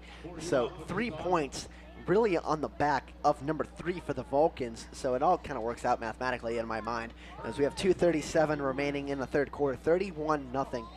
California's defense just has to hold on, and they're going to be able to ride away with this victory and improve their record to 3-1 in the year. Cody Harris will line up his offense to get themselves back into this game. First down and 10 from the Edinboro 21. He's lined up in the shotgun with a sidecar on his right. No receivers on the left. He just has trips on the right. Takes the snap, and he hands it off to his sidecar. No, it's actually a pass over off the far side. I beg your pardon. The play action's really fooling me today. It must be something with the way they're doing it. It's been very effective, but the pass is caught on the far sideline for a gain of about 5. It's going to be 2nd down and 4 or so. Yeah, 2nd and 4 coming up, and it's a good thing you may not be a linebacker in the defense, Cody, because the play action would fool you a lot. But a nice pass out, immediate gain to Ben Eisel. And with your depth perception, Cody, you'd be seeing a lot of different players coming at you. You try to make a tackle 5 yards down the field, you'd be diving 2 yards in it. Oh, man. Yeah, isn't that the truth? Well, right now it's 2nd down and 4. Harris has it. He's rolling out to his left, curling back to his right, evading the defender, spinning away. Gets tackled right at around the original line of scrimmage. It's going to be about 3rd down and 9 or 8. They're going to call it 3rd and 8. It was a loss of 4 yards on the play. It's Harris. He's a little gimpy after that one, having to spin his body all around. As you see right here, Spencer Lynn was the initial coverage. And then Jawan Turner, I think that might be his 4th sack. Coming up big. We'll have to get our stat update in just a second from that, but if that's 4, that's the first time since 07, like you said before. 07, when Daryl Burns did it against East Stroudsburg back on August 27th, 2007. So pending the stat, whenever we get it, we'll get it to you as soon as we can, if we can. So now Harris in the shotgun, throws up the middle, and it is caught at the 40-yard line. Plenty enough yards for a first down. It's going to be 1st down and 10 now from about the 41. Colby Hughes on the catch there. And you see right here, Harris had a nice pocket that time, able to find his open receiver. California just kind of playing in a prevent style right now, as we have a minute exactly remaining in the third quarter and running. 1st down and 10 from the Edinboro 41. Cody Harris is under center with 1 man in the backfield. Clustered receivers on the left and 1 receiver on the right. Ready to take the snap. Play action, looking to pass. Throws it up the far side, caught at midfield, and a big hit there to bring him down right at midfield. It's going to be short of the 1st down. It looks like they're spotting him right at midfield, so it's going to be 2nd and short. It's 2nd and 1 to go. You see right here, Harris rolling out, finding number 45, Helmick. Big hit right there, number 37, Corey Ford. He's having a stellar season so far for the senior defensive back. 13 seconds, now 12, now 11 running off the game clock. Looks like Edinboro will be trying to get one more play off here. Harris under center, 1 second. They get it off just in time, and it is a handoff up the middle, but the runner goes nowhere. He's stopped at around midfield for a short loss, and it will be 3rd down and short, I beg your pardon, whenever the 4th quarter resumes. So with zeros all across the scoreboard, 31-0 going into the 4th quarter. California with the lead. Stay tuned. Don't go anywhere, folks. The 4th quarter is next on CUTV.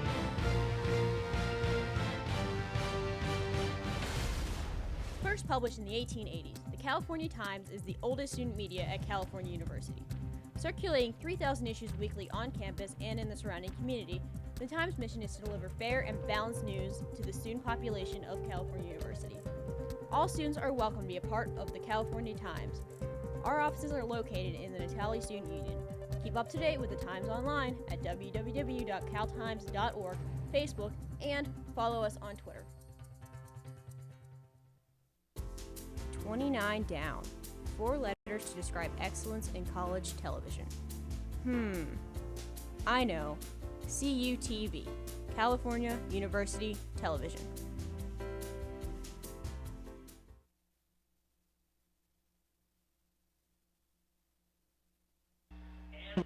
And we're back here at Adamson Stadium. We had a little bit of action here towards the end of the third quarter. Zach, why don't you clarify it for us? Yeah, technically we are still in the third quarter as that play is the end of the third quarter. What happened is there was an offsides penalty against California on that play where they lost a yard. Edinboro did.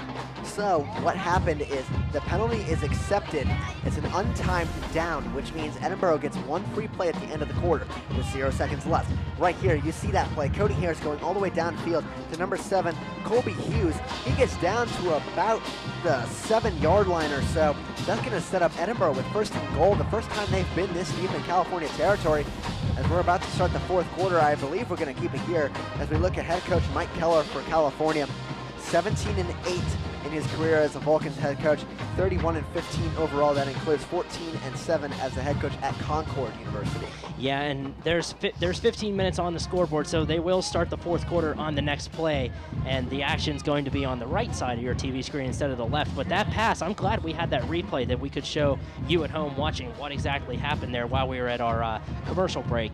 But that's what happened. It was a big pass on that 1st and 10. It was a 1st and 10, and now Edinboro all of a sudden in foreign territory, if you want to call it that. They haven't been inside the red zone yet at all in this game, I don't think. So now they have their first opportunity to score and get some points on the board. California, mind you, with a comfortable lead, but like you said, they're one of those teams that can claw their way back in it. And California right now, they're pitching a shutout, 31-0 as we start the fourth quarter. First and goal at the 7-yard line. The last time California had a shutout, I'm going to go a play on your book. The last time Cal U had a shutout was 2012 against Gannon. They won 41-0. So that's seriously in danger of ending today against a very good Edinboro offense that has been controlled very well by California so far. First and goal, from the 7. Harris finds a man on the far side. It's caught. And did he make it into the end zone? No, he didn't. Just short. They're going to spot him at around the 1-yard line. It's going to be 2nd and goal. Clock is continuing to run. We'll look at the replay right here. The defensive back for California, Chaz Veal, if he's just a little bit taller, he intercepts that ball immediately. He runs the other way, and that's 6 points for the Vulcans. Completely turns the tide against Edinboro. 2nd and goal now from the 1-yard line. 2nd and goal from the 1. 14:25 left to go in the fourth. Harris finds a man, but gets it dropped. Incomplete pass from right around the 5-yard line. It's going to be 3rd and goal from the 1 now. 14:20 remaining. 3rd and goal coming up. That was great defensive pressure. You see the pass going out. It was broken up, looks like, by Corey Ford and Rodney Gillen, our player to watch, coming up big right there when they needed him. So now 3rd down and goal from the 1. Edinboro with the first major opportunity to get some points on the board here all game long. And Cody, I'm going to update you for a second because this is big Bucktober news. Pirates just took a 4-3 lead over the Reds in the 5th. Oh my goodness. Now back to action here as the handoff goes. Harris keeps it for himself now. Did he make it into the end zone? Yes, he did. Touchdown, Edinboro. 6 points on the board now with 14:15 left in the fourth quarter. Edinboro gets their first points on the board, 31-6, pending the extra point. And it's sad to see the shutout end for California. You never see shutouts fairly often in college football. Harris just plowing over the defender as he's corkscrewed through the air, getting into the end zone with 14:15 left. We're going to see Ortiz come out for the extra point. Yeah, like you said, the last time California shut out an opponent was in 2012, and the last time California got shut out was all the way back in 2003. So it's not too often you see shutouts, and the extra point is up and good. Edinboro tacks on another point to make it 31-7. That is your score with 14:15 left to go in the fourth. Stay tuned for more fourth quarter action here on CUTV.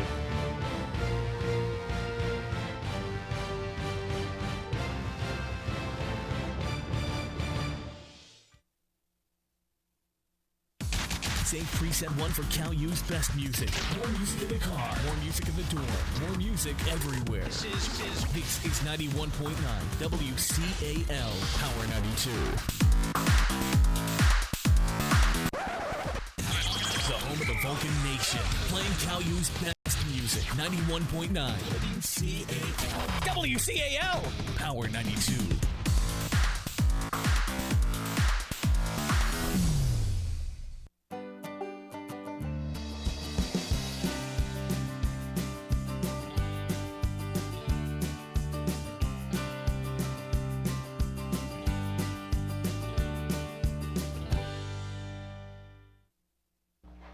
Back at Adamson Stadium, 31-7 is your score now. Edinboro got their first points on the board, and now they're getting ready to kick off with 14-15 left to go in the fourth quarter. And I have a couple score updates from around the PSAC right now. 28-0 Slippery Rock as they go to halftime. 28-10 Bloomsburg over Shippensburg as they go to halftime. And 10-7 Gannon over Clarion with a minute before halftime. And another game just got underway. That is East Stroudsburg Lockhaven. We will update you with that score a little bit later as the action gets underway. So now it looks like the kicker is ready to go. He sends an onside kick, but it gets retrieved at the 43-yard line by California. Easily, no contest. So California will start their next drive from there. And that's 88 Tom Green as we look at California's schedule again. Edinboro right now looks like if everything holds true the way it is, Edinboro is going down. California is going to improve to 3-1. Then they will go on the road to Seton Hill, who is down 28-0 to Slippery Rock. Like I just mentioned, they are at halftime. Then IUP, who plays Mercyhurst today at Clarion, home against Gannon, at Mercyhurst, then home against Lockhaven or the PSAC Championship. So a lot of back-to-back home, then road, and home, and then road. 14-13 left to go in the fourth. James Harris under center, drops back to pass. He gets the pass off, but it takes a bounce at midfield, falling incomplete. It's going to be 2nd down and 10. And James Harris right now, he's getting abused. The offensive line for California needs to really pick it up right now because the defensive line for Edinboro is very good. There are a lot of big men, and James Harris has been hit really hard. You don't need him going down. Michael Keir is a very effective backup, and Bobby Noble is there as well as the third stringer. But Harris is your best quarterback. You can't have him injured going into the meat of your schedule. 2nd down and 10. Harris is in the shotgun. 2 receivers to his right, and 1 to his left, and 1 sidecar to his left. Ready to take the snap. He's dropping back to pass, looking right, throws in that direction, and it's caught. Right around midfield, getting across for a 1st down, taken down at about the Edinboro 46. California busting into enemy territory. And that's Paul Butler on the reception right here. Again, more pressure from Edinboro as Harris is hit as he throws as the clock will start. Butler getting enough for a 1st down and gain of about 12 on the play, about the 46-yard line in Edinboro territory, excuse me. Harris is in the shotgun. Edinboro getting a little jumpy, but they jump back. 2 receivers to the left and 1 to the right. Harris is ready to take the snap. There's 12 on the play clock. I think he's running out some time as he keeps it for himself, hands it off, and then gets taken down at about the 43-yard line for a gain of about 3 yards. Yeah, 2nd and 7 coming up. That was Roberson on the carry. Still no Nick Grissom today. That kind of surprises me because Nick Grissom, the way that Edinboro's defense has really been hurt on the outside on these runs, Nick Grissom is the best outside runner on this team in my opinion, and we've not seen him out in the field at all today. 13:04 and running left to go in the game. James Harris, out of the shotgun, hands it off to Roberson. Roberson spins away from a defender, but gets taken down for a short gain. It's going to be about 3rd down and 6. 3rd and 6 coming up now. California's offense, they have not been stalled. The last drive they did get a few points, but recently, this whole second half, they've only scored 3 points. That's not a good sign. You don't want your offense slowing down. You want to keep the pace going, get as many points as you can. I understand not running up the score, but at least get a couple more touchdowns with 12:27 remaining. Here's Harris out of the shotgun, dropping back to pass, looking left, throws in that direction, and it's caught. Right at about the 42. He's trying to spin away to get enough for a 1st down, and he does. They're going to move the chains. It's going to be 1st and 10 from the Edinboro 36. And great second effort for Paul Butler, the tight end. 2 big receptions in this drive. He gets tackled by 2 men. Shansky and it looks like Groves able to spread the ball out, get to the 1st down marker, 1st and 10 with 12:08 and running. Now Harris lines up under center. Couple tight ends on the right and a receiver on each side. One man in the backfield, that's Roberson. Takes a snap and he hands it off to him. Roberson finds a big hole in the middle and he's breaking away from the defenders all the way past the 20-yard line into the red zone. He's taken down at about the 16. And that's actually number 33.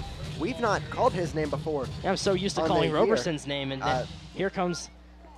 That is Jordan McCray, a redshirt freshman running back, a gain of 17 yards. He's from Vanderbilt, Pennsylvania, went to Connellsville High School, who we will actually be seeing in our high school football game of the week in a couple weeks as well.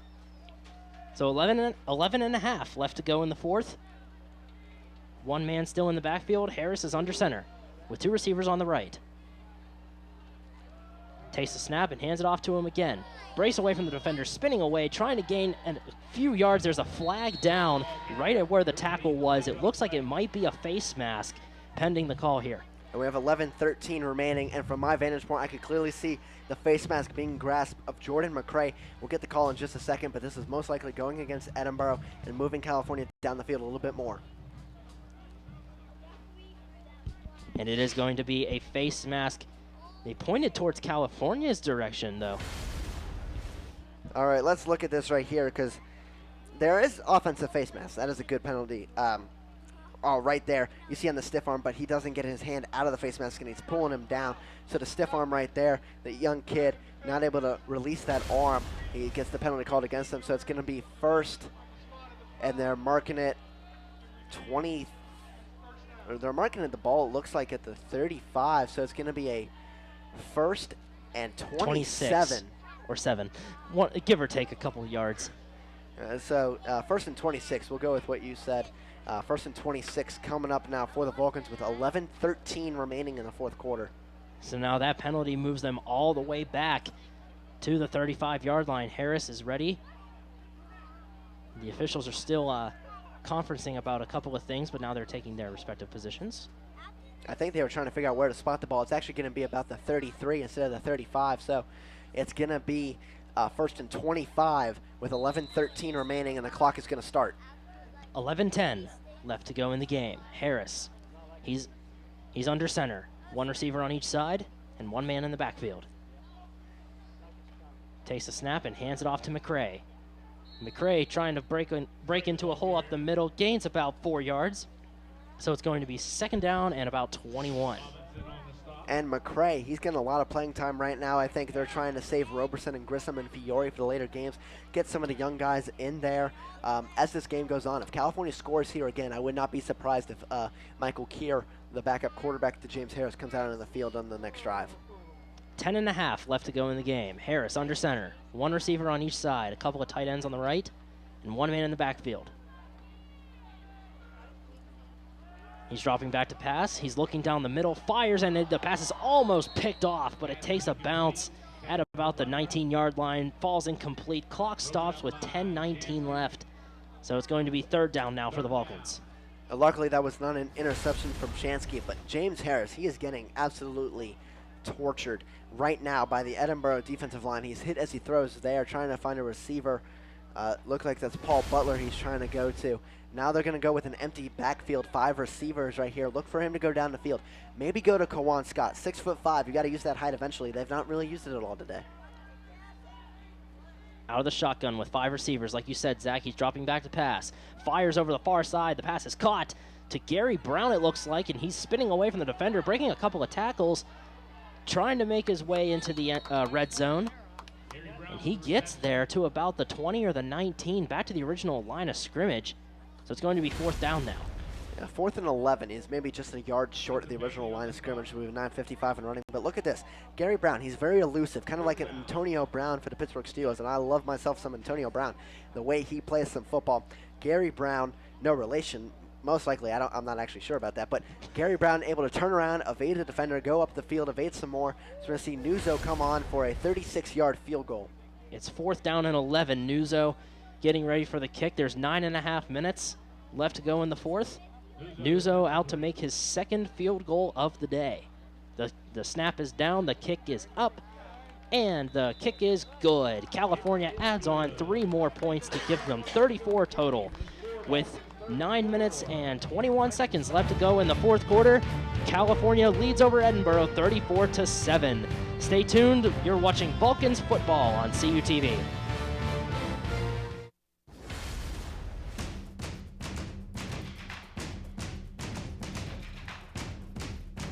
Don't miss a second of the exciting 2014 California University Vulcans football season. Whether home or away, CUTV is your home for Vulcans football. Watch every step of the way as Coach Keller and the Vulcans strive for a PSAC title and NCAA playoff berth. Your home for Vulcan football, CUTV.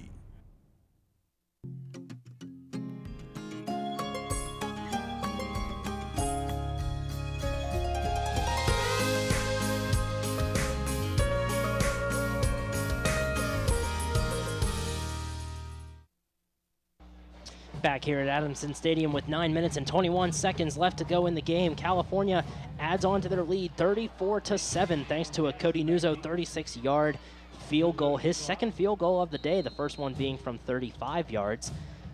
So with that score, Cody Nuzzo is getting ready to kick off to Edinboro, who will be going from left to right. And there goes the kick. It's down the middle and retrieved at about the 4-yard line.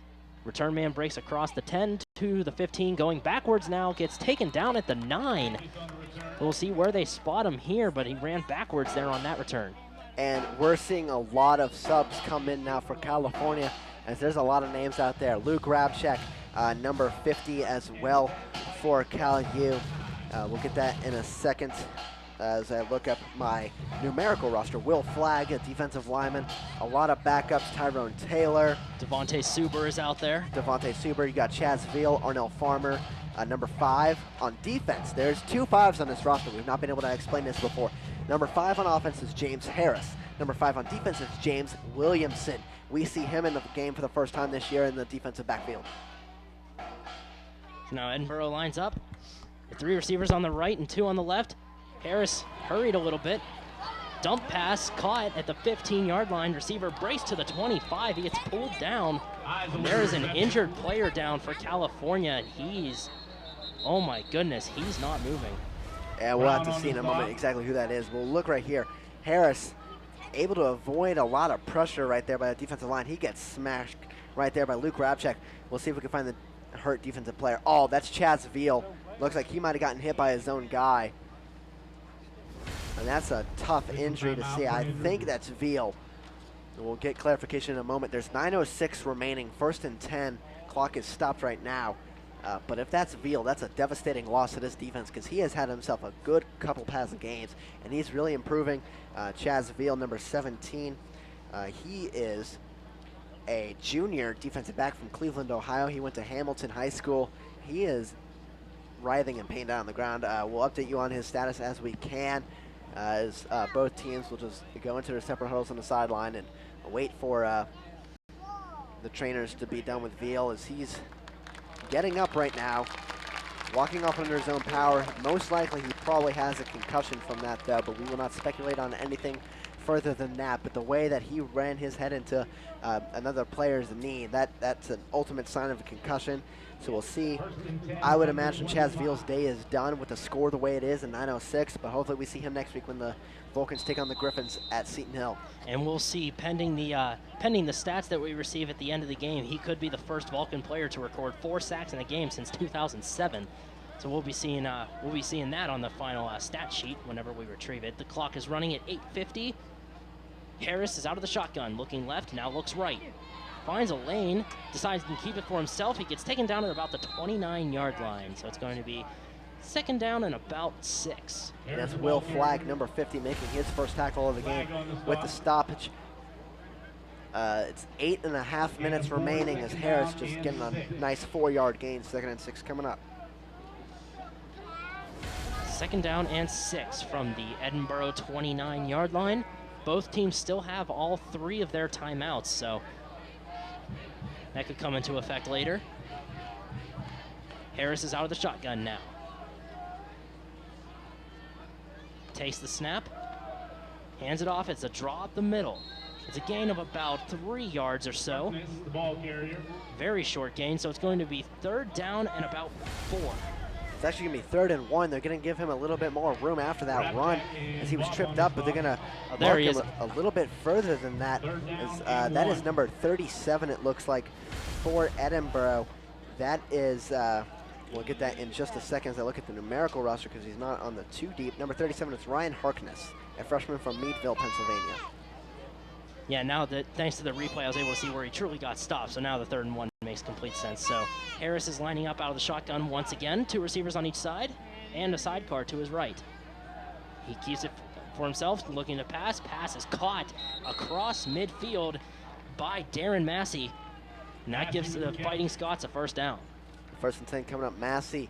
A nice big-bodied receiver, able to get the hops up there to catch the ball. 1st and 10 coming up, like I said, he's at the 48 as the clock is going to start with 7:17 and running now. And taken out of bounds by Tyrone Taylor, number 32. 1st down and 10 from the California 48.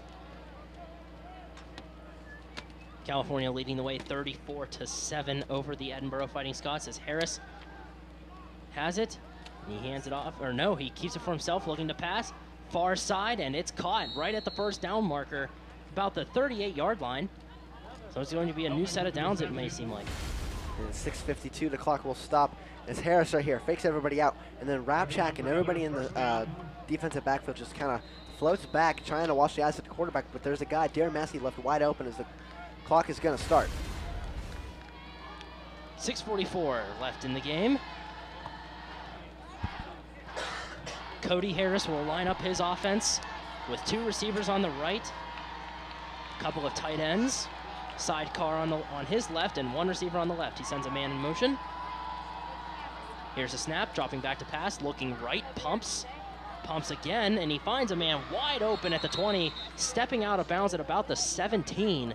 Plenty enough for a 1st down. It's going to be 1st down and 10 from there. And they're actually marking him back at the 22 because he stepped out after he caught the ball. Looked like barely, though. We'll see right here. 1st and 10 as the clock is going to run. 6:15 remaining. That's number 15, Ben Eisel.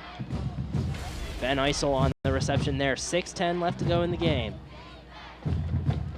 California's defense being tested here as Edinboro threatens to score. Cody Harris under center. 2 men in the backfield and 2 receivers to his left. Dropping back to pass, rolling left, throws, and it is almost caught, but dropped right at the goal line. Falls incomplete, so it's going to be 2nd and 10. And that's number 14 for Edinboro, Connor Hollenbeck, the redshirt sophomore backup ex-receiver behind Colby Hughes. Almost had it. Also almost could have been intercepted if Tyrone Taylor was a little bit closer and a little bit faster. He would have had that and start running back the other way with 5:51 remaining. So it's 2nd down and 10 from the California 22. Edinboro with the ball, going from left to right. Sends a man in motion, and he gives it to him, and it's a pitch back now, and California's defense not getting fooled by that one. He stops them in the backfield for a loss of about 3 yards. It's going to be 3rd down and about 12. And that's a great play. It's going to be 3rd and 13 coming up. Great play by Arnell Farmer Jr. Watching the football, not following a player, watching the football. As you have number 19 for Edinboro with the ball, Sean Rolick. He gets the reverse. Arnell Farmer just coming up in coverage, the run-stopping safety as we have 5:20 in running remaining. Getting the big tackle, making it 3rd and 13. 3rd down and 13 from the California 26. Edinboro lining up. Harris dropping back to pass. Throws, and it's almost caught, but it falls incomplete at about the 20-yard line, so now Edinboro faced with a 4th down here. And I would expect them to go for it because they need the points with 5:05 remaining. But if they don't get this one, as you see right here, pass almost caught by number 6 for Edinboro. That is Marcus Hill, the freshman receiver. If he's able to catch that, he still doesn't have enough for a 1st down, but 4th and 13 coming up, 5:05 remaining.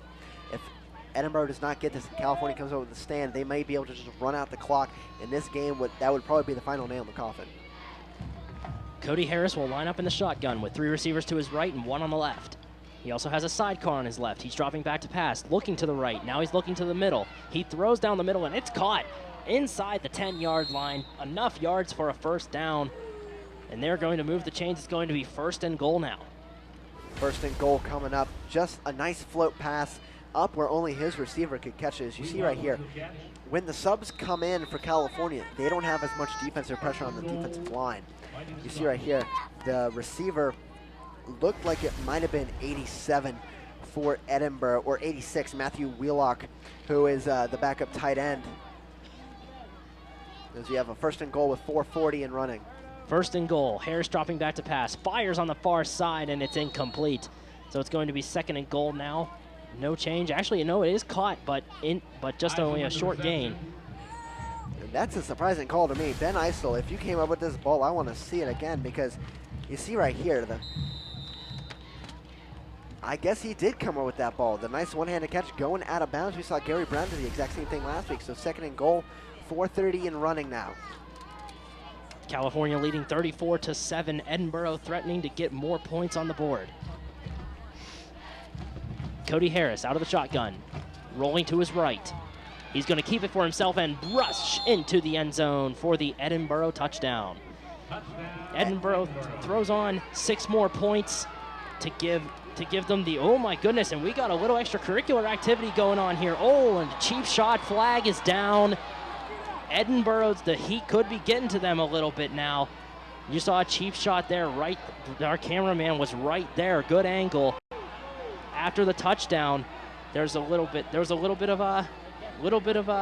extracurriculars, whatever you want to call it, yeah. And I would expect these to be offsetting penalties, but at the same time, I would not be surprised if they're both against Edinboro, because you saw the Edinboro guy just go boom right to the face mask of the California player. It looked like that was number 71, I believe, for Edinboro.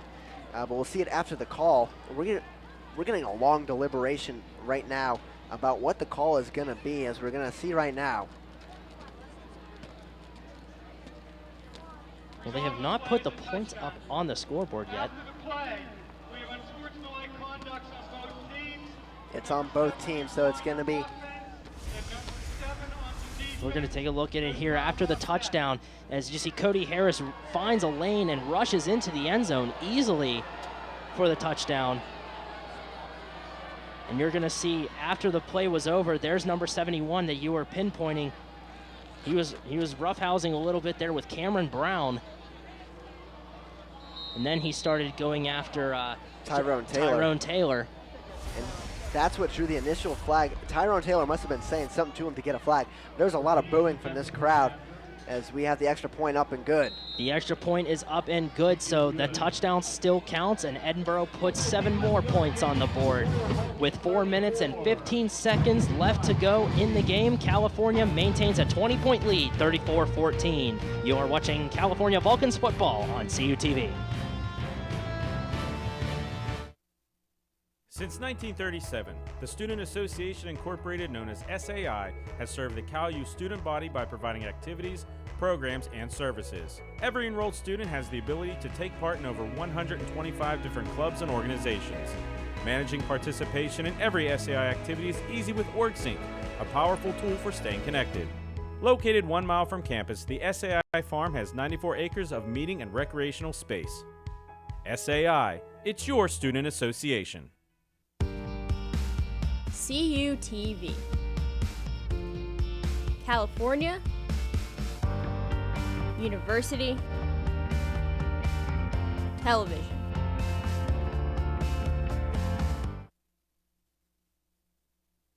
Back here at Adamson Stadium, 34-14, the California Vulcans have the lead over the Edinboro Fighting Scots. 4 minutes and 15 seconds left to go in the 4th quarter. Edinboro just scored another touchdown, and they'll be kicking off to California for the next drive. We have 4:15 remaining, but the big thing at the end of that drive was the extracurriculars for number 71, Jacob Potts of Edinboro. It was a very cheap shot at Tyrone Taylor. The referee was even holding him back, and he still took that shot. So a very bad penalty against Edinboro. And now the kick is going to roll into the back of the end zone, where it will be spotted for a touchback. And California will start their next drive from the 25. Yeah, 4:15 still in the clock, as the clock did not go on the kickoff. We look at our next broadcast, Seton Hill at California volleyball. That's on Tuesday night Well, we saw Seton Hill last year in volleyball. That was actually the night of the wild card game for the Pirates as they were playing the Reds. And I remember, the one thing I remember from that is Seton Hill was able to force a 5th set. And we were all upset because we wanted to get back and watch the Pirate game. And we all sprinted from the Convocation Center to get back up. But we're going to have a rematch of that game this Tuesday night, September 30th, Seton Hill at California. 4 minutes and 15 seconds left to go in the quarter, and now we're seeing a new quarterback. That's Michael Keir stepping in for James Harris. We saw him last week against Shippensburg for the final drive or so. Good to see him getting some more work here. Michael Keir under center. He hands it off to his running back. He's taking it up the far side. A flag is down right at around where the tackle was made. So it might be holding, but it could be something else. We'll see what the call is here. This might most likely be a face mask because it has happened during the penalty. It was actually going to be holding against California. So good eyes by you right there, Cody, as I didn't see another man with McCray running on that play. So I was surprised to see a holding, maybe a face mask, but it's actually going to be against 33 McCray. So I don't know how you get holding when you have the ball. I've never seen that before. That's intriguing. Very intriguing. Well, 4:08 left to go in the fourth quarter now. It's going to be 1st and 20 for California from their own 15-yard line. Michael Keir, the replacement quarterback for James Harris, is under center. He has one man in the backfield and 2 receivers to his left.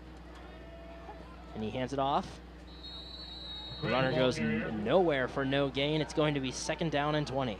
We have 3:48 and running now in the fourth quarter as California's just trying to run out some clock at this point. As you're going to have 2nd and 20 coming up for the Vulcans from their own 15-yard line. I've not seen Keir throw a pass while I've been broadcasting at CUTV, and he redshirted last year. He's not thrown a pass yet. If he needs to, I want to know what his arm looks like. I want to know if he has the downfield ability that James Harris does, or is he more like a Cody Schroeder, who we saw last year who transferred to Urbana? Is he a intermediate short route kind of guy as the defense plays up and he can't really get the ball down the field? Yeah, that's definitely a curious thing. Michael Keir is the redshirt freshman. He's the future of this Vulcans team after Harris graduates. So now he's under center, and he hands it off to McCray. McCray breaking up the middle, finding a lane, getting down at about the 21-yard line for a gain of about 6. Still going to be 3rd and long. 3rd and 14 as we have 2:53 and running now remaining. Good run there by McCray. Just gets some chunk yardage. We have 2:45 now in running still. At this point, you're just trying to run the clock. Like I said, 34-14. You're going to win this game unless some miraculous miracle happens. And I cannot foresee that happening because California is very good at controlling the ball. Michael Keir seems like a good ball protector at the quarterback position as well. Michael Keir will line up his offensive squad at their own 21-yard line. It's going to be 3rd down and about 14. He's under center with one man in the backfield and a receiver on each side. He's dropping back to pass, looking far side, and he airmails it way over the intended target. But there's a flag down on the far side of the field. It could be pass interference. We'll see what the call is here. And that most likely is going to be pass. Actually, there's 2 flags. So we're going to see here. The one down the field about midfield, that's definitely pass interference because Lomax was tangled up with the Edinboro defender. The one in the backfield, that might be holding against California, so that might offset. But what I did see in that play, Michael Keir does have an arm on him. He can throw it downfield, and it just happened the receiver wasn't there. But if the receiver is there and he caught that, he's gone for 6 more points. Michael Keir would have his first touchdown pass. And there's an ineligible receiver downfield, and then holding against the defense. They will offset. We have a 3rd and 14 again with 2:06 remaining. So by rule, the penalties will be offsetting as they were committed by both teams. So now from the 21-yard line, Michael Keir might even get a retry at that pass. We'll see what happens here on this 3rd down. Yeah, the clock will start at the snap with 2:06. 3rd down and 14 yards to go.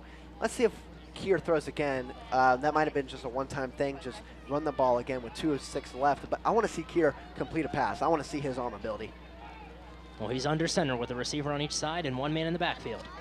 Here's a snap, play action. He's looking to pass again. And he is going to get sacked in the backfield at inside the 10-yard line for a huge loss. So it's going to be 4th and a mile for California. And 1:51 and running now. Bringing a timeout on the field by Edinboro.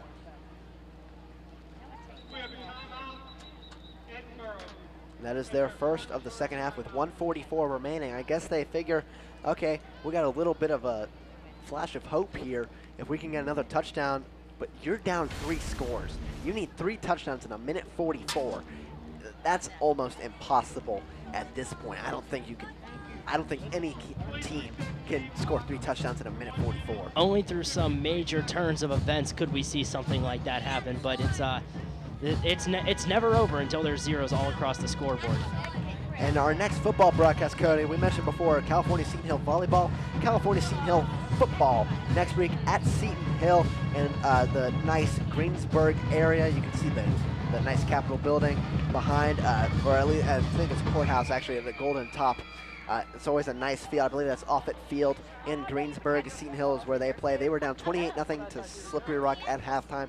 Most likely they'll probably lose that game. Slippery Rock is a very heavy favorite to probably win the West at this point in the season. That's the next matchup for the Vulcans against the Griffins next Saturday on CUTV and WCAL 91.9 as well. So now Andrew Surrett will be punting from his own end zone with 1:53 left in the quarter. And there's a flag down. It could be offsides against Edinboro or encroachment. It all depends on who jumped first. From my vantage point, it looked like Edinboro jumped first, which would be a neutral zone infraction. But we'll have to see here what the refs saw first, because they might have, I could have blinked my eye and saw something completely different what they did. So it's all down to what the refs saw. We're about to get the call here.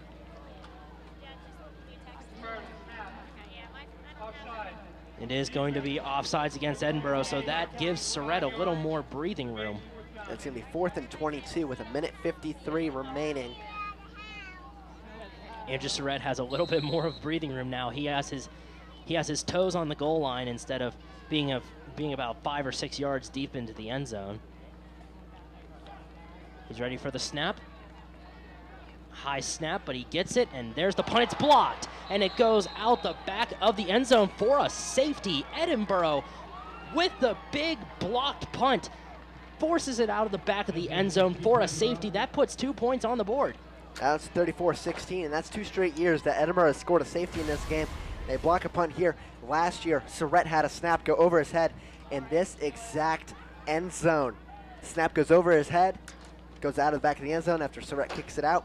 The safety. Same thing happened last year. California has struggles kicking from their own end zone. They don't have enough room to work with. When they're about the 20 or 30 or 40 and they punt it, they're fine. When they're in their end zone or when the weather is really bad, it seems in recent years and in recent games, if the weather is bad, the punting is not going to be very good that day for California, especially either team really, but California has their struggles punting the ball at times, and it needs to improve as the season goes on. Yeah, well, I believe it was one of the high school games that we did earlier this year on CUTV that there was a punt from the end zone, and the punter saw that he was about to get his kick blocked, and then in an instinctive move, he shifted over a little bit and did a rugby-style kick off to the side a little bit to get the kick off. So that was a good move. Surrett might be teaching himself how to do that in the future so that he can prevent his opponents from getting safeties, but yeah, it was a really interesting thing to see. I never saw anything like that before that happened. Yeah, and I think the problem with that play was the snap was a little bit high. So Surrett had to jump, catch the ball, come down, put the ball up, kick the ball. If you get the snap right at your chest, put the ball up, kick the ball, you're fine. It takes a little bit less time. There's about 3 less steps in that process. 3 less steps. As quick as you can get the ball away from you, the better. As we have a minute 50 remaining in the 4th quarter, we're going to have a free kick right now from Andrew Surrett. The returners are about the 20-yard line. You got to be careful if you're California. If they return this game is wide open with a minute 50 remaining. You got to be careful because Edinboro's defense has shut you down this half. The play calling has been a lot of run-oriented, but they've been going nowhere. And the defense, when the subs came in, they've started to struggle a little bit. So now the kick is away. It is a very high kick, backing all the way to the 5-yard line. Retakes it. And he's going to be brought down at around the 22-yard line. The clock is going to stop with 1:42 left. 34-16 is the score. And what a kick by Andrew Surratt. I think that was about a 70-yard kick if I'm not wrong. But number 1, Osha Jackson, able to return to about the 23. You got 1st and 10, a minute 42 remaining now. California just has to hold on for this last minute and a half or so. I think this game is theirs, but anything could happen. Cody Harris still in there. Actually, no, Cody Harris is not in there. It is now number 10 for Edinboro. It is Jake Sisson, a freshman quarterback, as Harris is out of this game. So it looks like Edinboro is just saying, okay, we're not going to win this one, just throw out the backups. He's dropping back to pass, but he takes it up the middle for himself, and he slides down for a moderate gain. It's going to be about 2nd down and 5, or 6. They're calling 2nd and 6. The clock is still running. We're under a minute and a half left now. This game's all but over if Edinboro's offense can't hit the end zone right on this play, most likely. Edinboro still has 2 timeouts left as Jackson lines up and he throws a pass up the middle, but it is incomplete, taking a bounce at around midfield, so it's going to be 3rd down and 6. 3rd and 6 coming up, a minute 15 remaining on the clock. If California is able to stop it here, I would expect Edinboro to just punt, run down the knee, and that game, or the game would then be over. But California needs to make sure their defense doesn't let up here. They have a lot to improve upon. The second half was a lot worse, in my opinion, than the first half. The first half, I think they were still riding the momentum against Shippensburg. They need to improve if they want to go to off the field and beat a good Seton Hill team that, although they're young, they're improving from last year. Sisson throws a pass in the middle, and it's caught, and he's running up the middle, breaking away from the defenders across midfield, taken down at the 49-yard line of California territory. The clock is stopped with 1:05 left to go in the quarter as they move the chains for a 1st down. And that's exactly the big play that California did not need to happen, as the clock starts now with 1:02.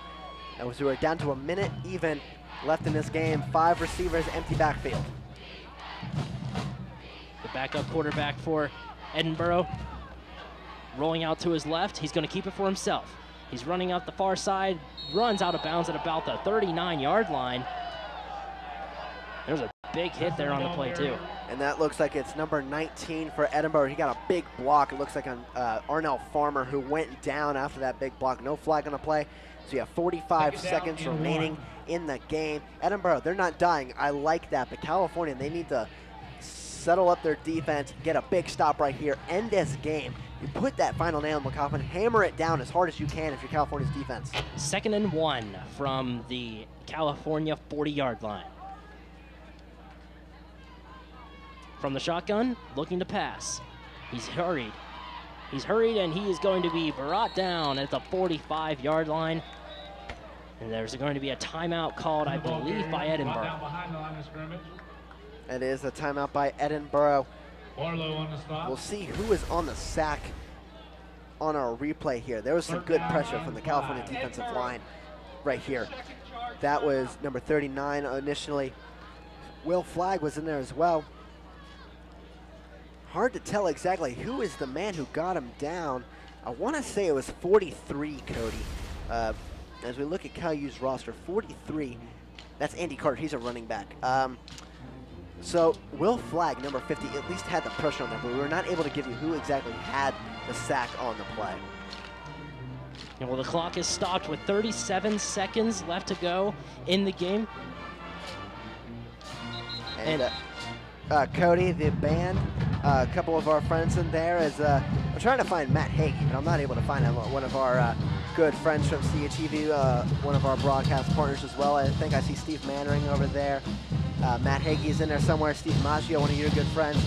The band is going to Allentown tomorrow, performing at Allentown Festival. Always good for them to see. We'll have coverage of them later on in the year, probably towards the end of the year, as we have 37 seconds remaining. 3rd and 5 coming up for Edinboro. 3rd down and 5.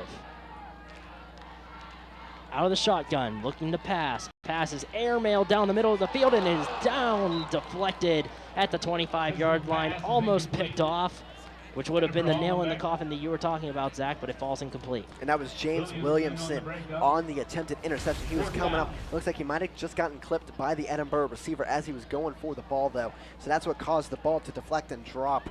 As you see right here, Sisson passes it downfield. Williamson almost had it, but like I said, that receiver for Edinboro was just right there. It looked like that was number 19.